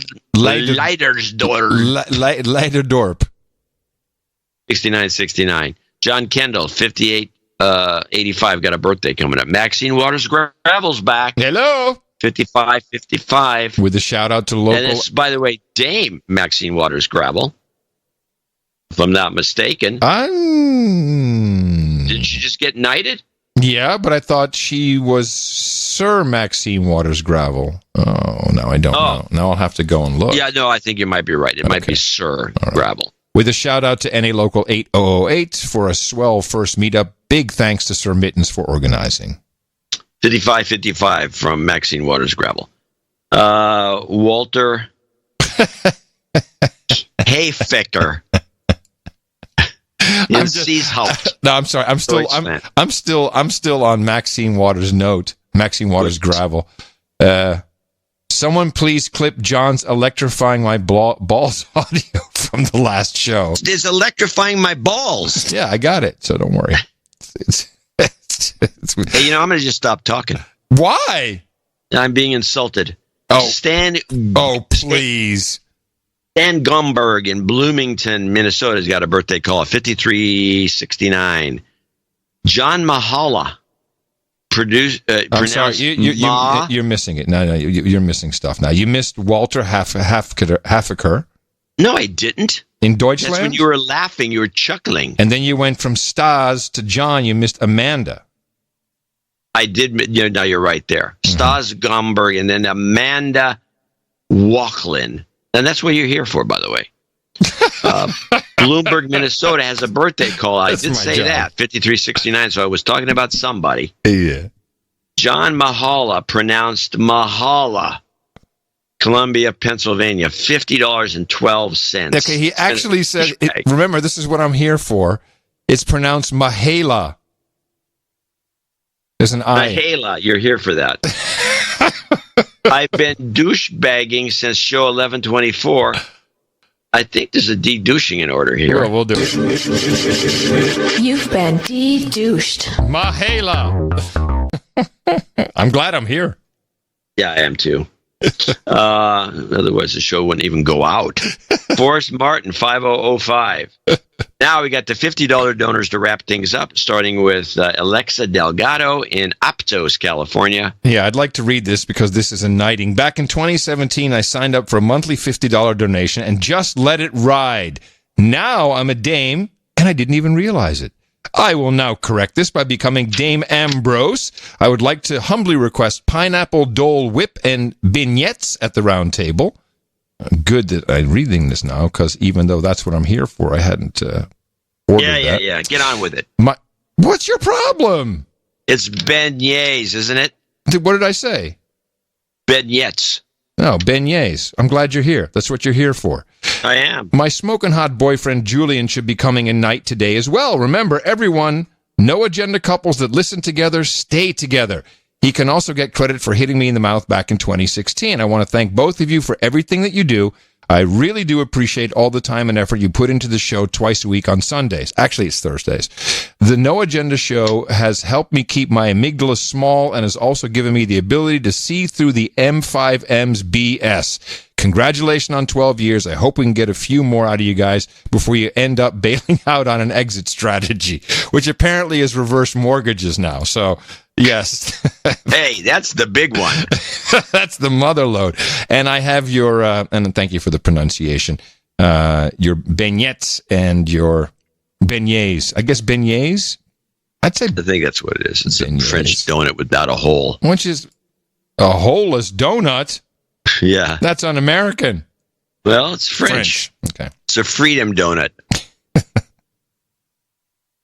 All right. While you read that, I have to read this Sir Scott, who's also just wrote a note in because he's being knighted today as Sir Scott of Fort Lickerdale, which is something lewd, I think. After donating to the No Agenda show over the past 7 years at the $4 subscription level, I have surpassed knighthood. And you have his name.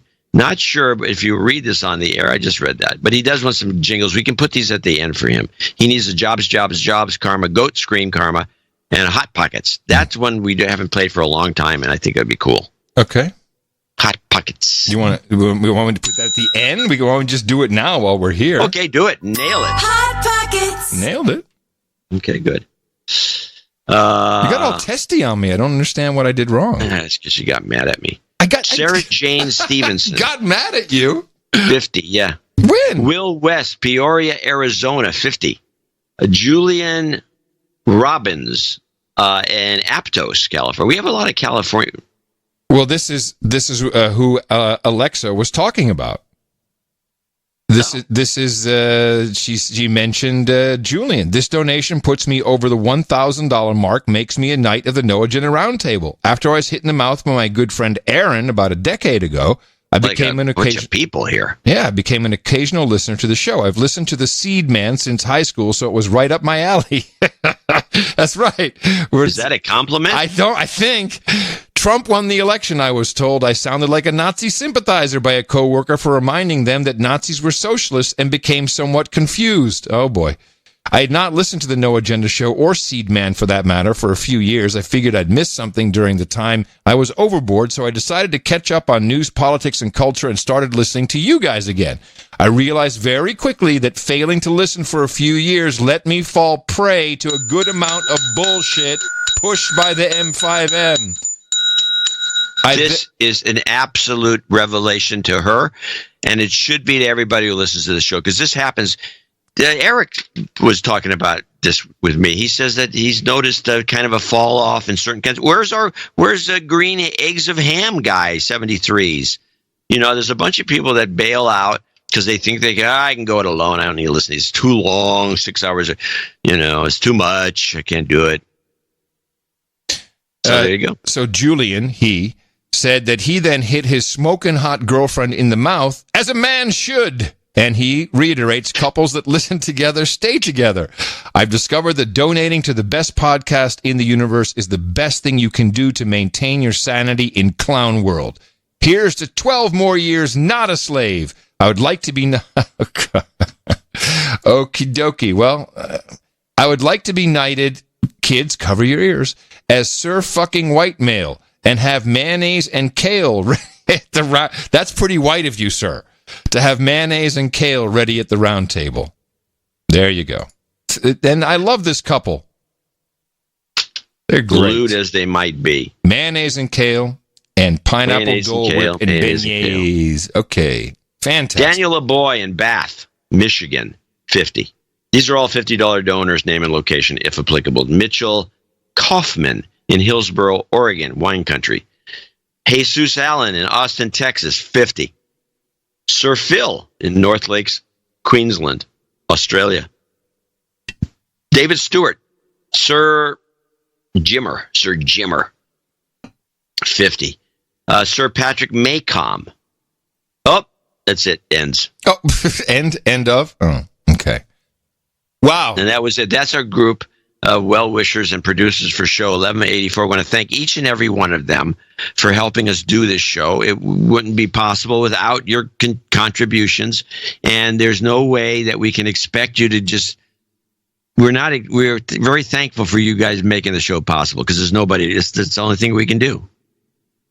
Well, yeah, without this show, there would be huge problems for me, certainly. I am unemployable.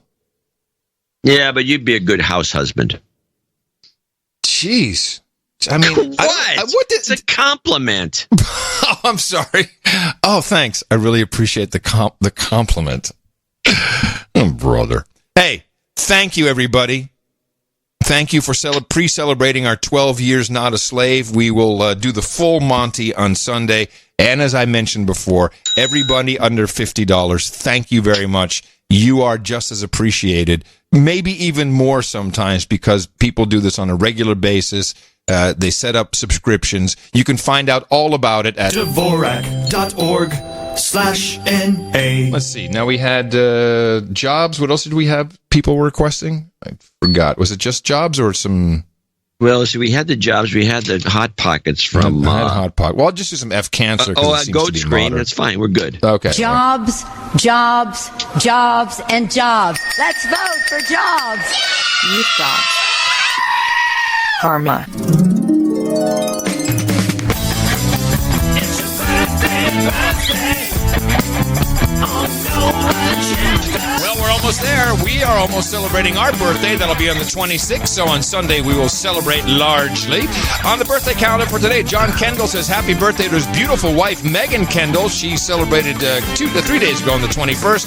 And today, Amanda Walkland says happy birthday to her husband, Jamie. He is celebrating his birthday today on October 24th. Happy birthday from everybody here at the best podcast in the universe.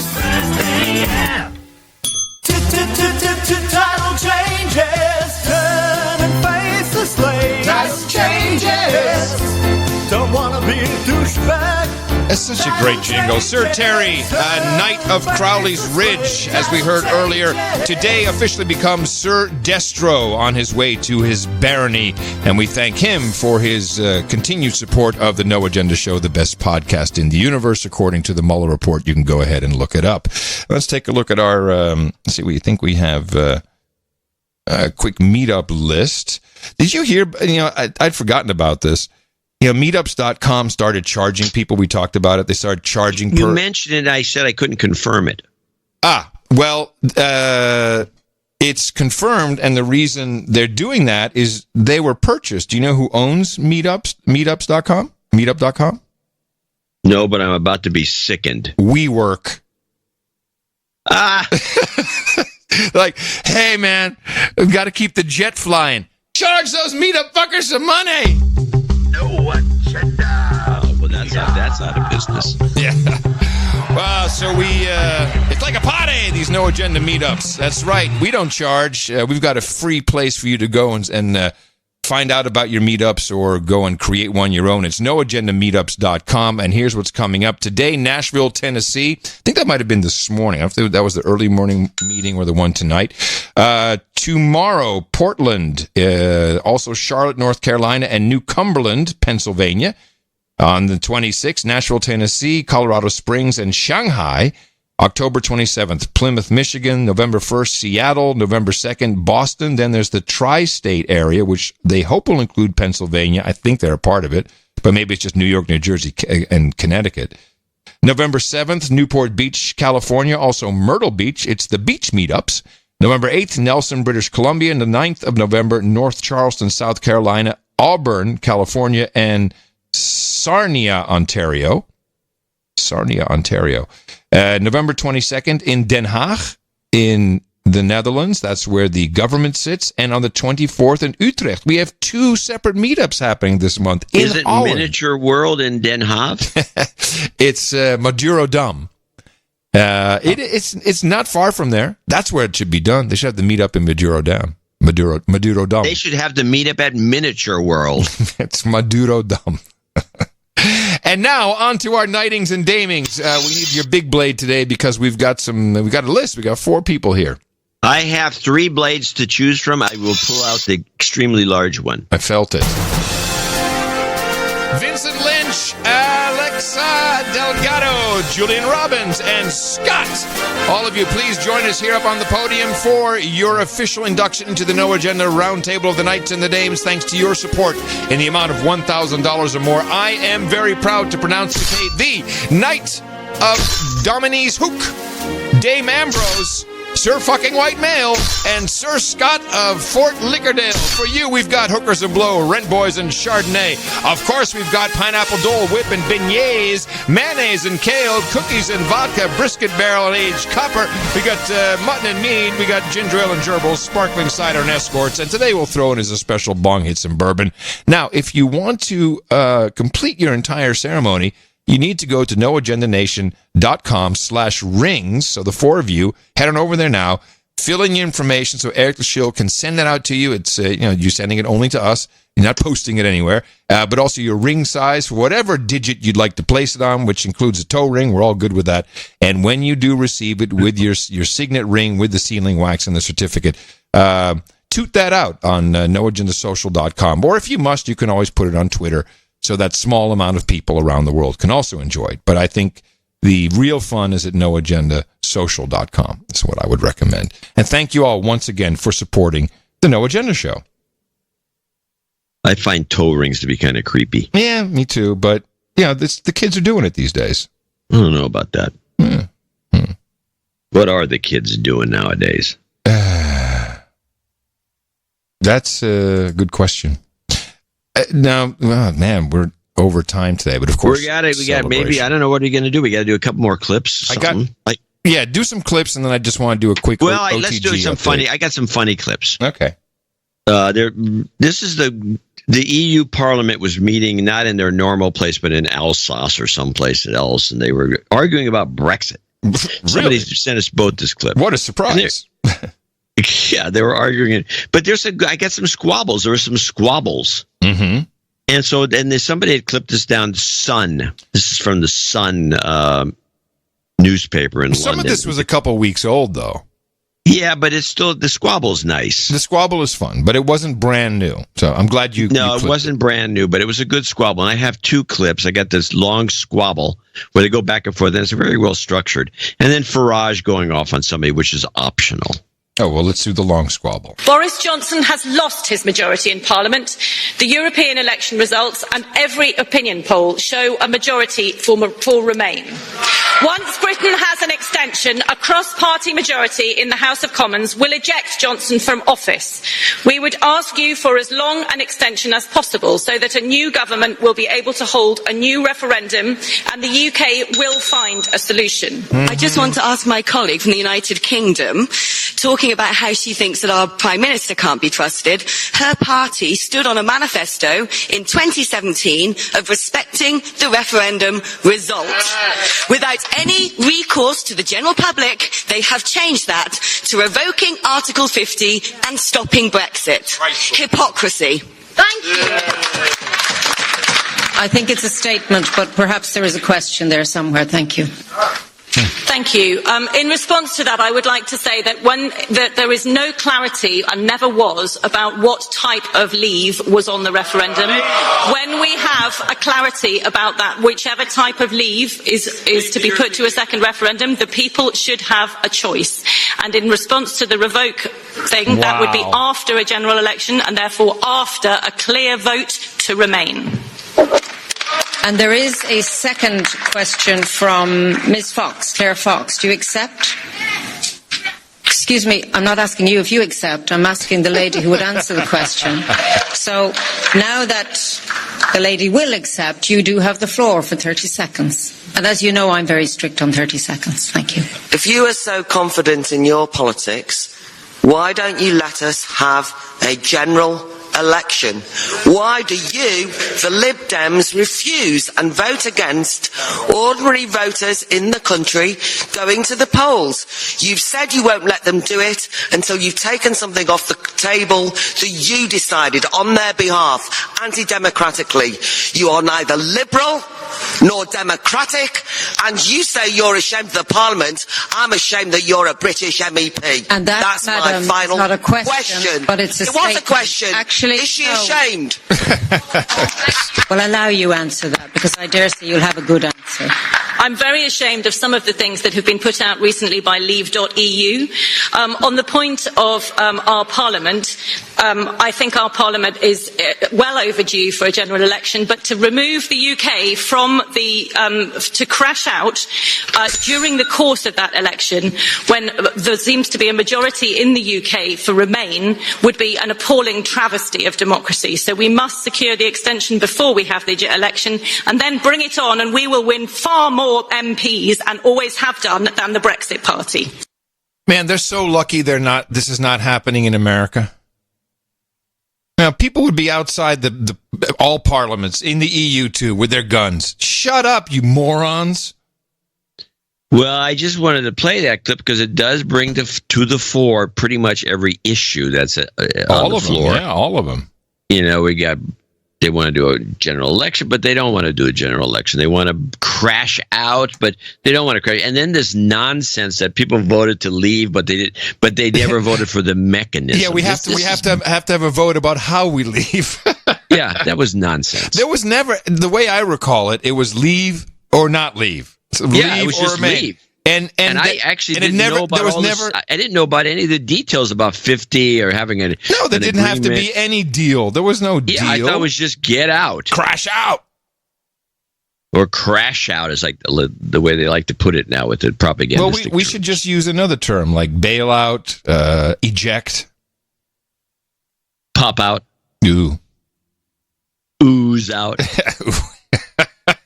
Ooh.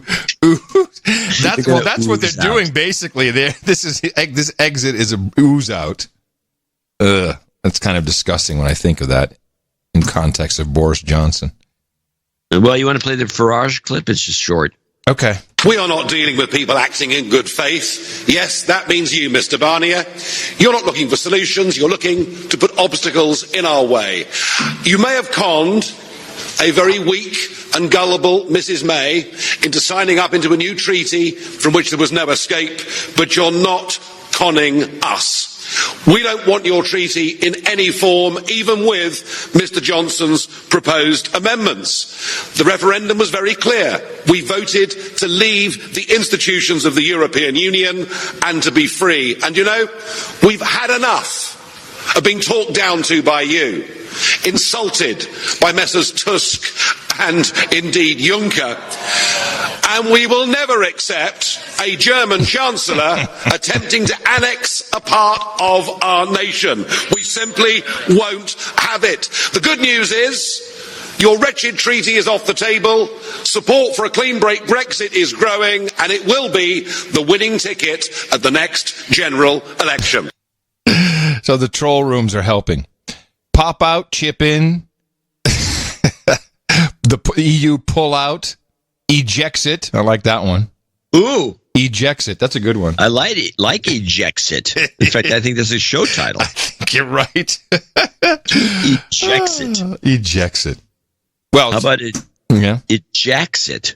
Oh, no, I think that may be taking it too far. Remind me, I have an exit strategy to discuss on Sunday's show. It's viable. It's viable. And does not include reverse mortgages. Which is the clear winner. Which is clearly the way to go. Coming up next on NoAgendaStream.com, where you can hear the show. You're hearing it right now, possibly there. That Larry show where Larry finds his spirit animal. End of show mixes Sir Chris Wilson, Jesse Coy Nelson, and Secret Agent Paul. And happy birthday, No Agenda Nation. Every single one of you who is a producer is a part of this celebration. So raise a glass on Saturday and join us for the hangover on Sunday. No, actually, it'll be a big celebration. And I thank you, John. I'm very excited about us making it to 12 years. 12. And we never had a fight. Nah, never a slave. Coming to you from Opportunity Zone 33 here in the frontier of Austin, Texas, capital of the Drone Star State, FEMA Region number 6, and all the governmental maps. In the morning, everybody.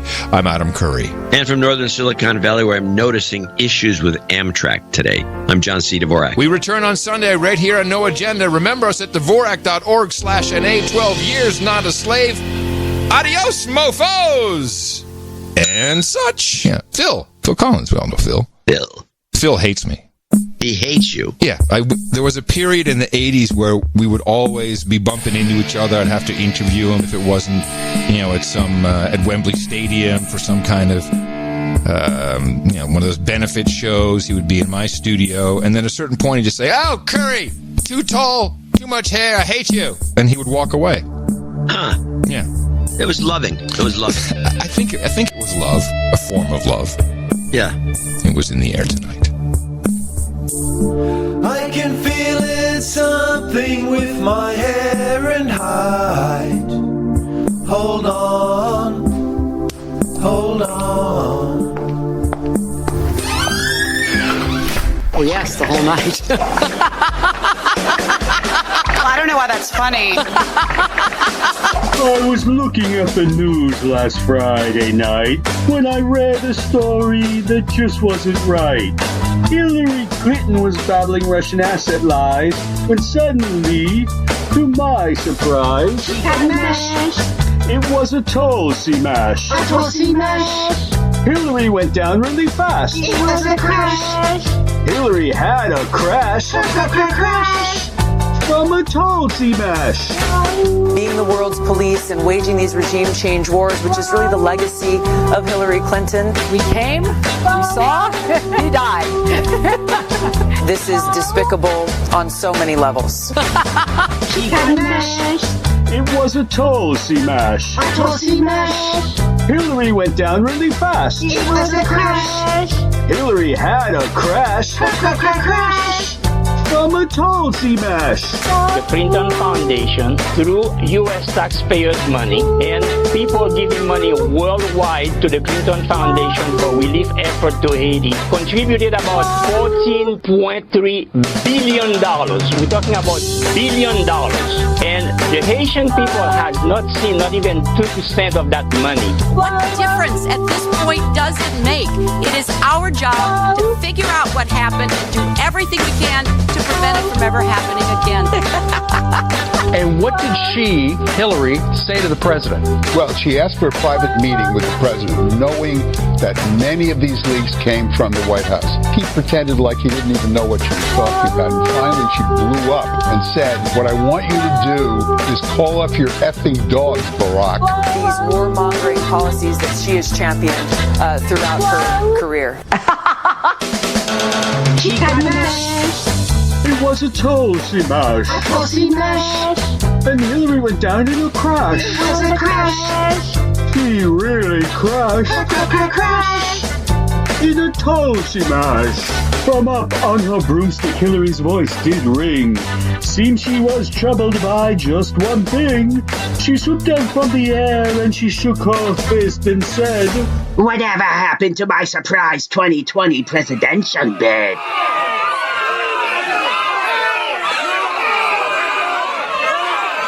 This is the No Agenda Show with Adam Curry and John C. Dvorak, brought to you by the Value for Value model. Don't be a douchebag.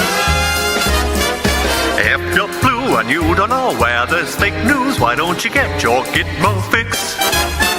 Putin on the Ritz, dressed up like $1 million trooper, trying not to look like Anderson Cooper. Super pooper, come let's mix, where John Podesta walks with kids. Oh, I mean pizzas in his mitts. Putin on the Ritz.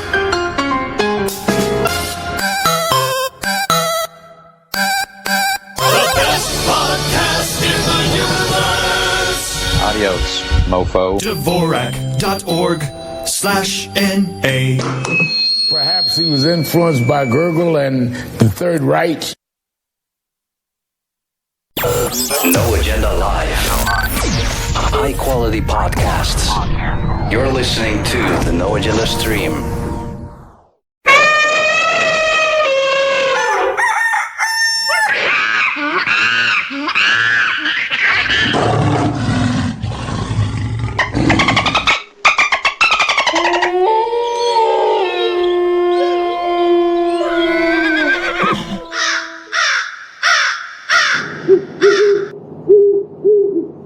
Oh, hello there. I guess I get distracted. What the hell am I doing? Well, I was trying to figure out what my spirit animal is. Now, hang on a minute.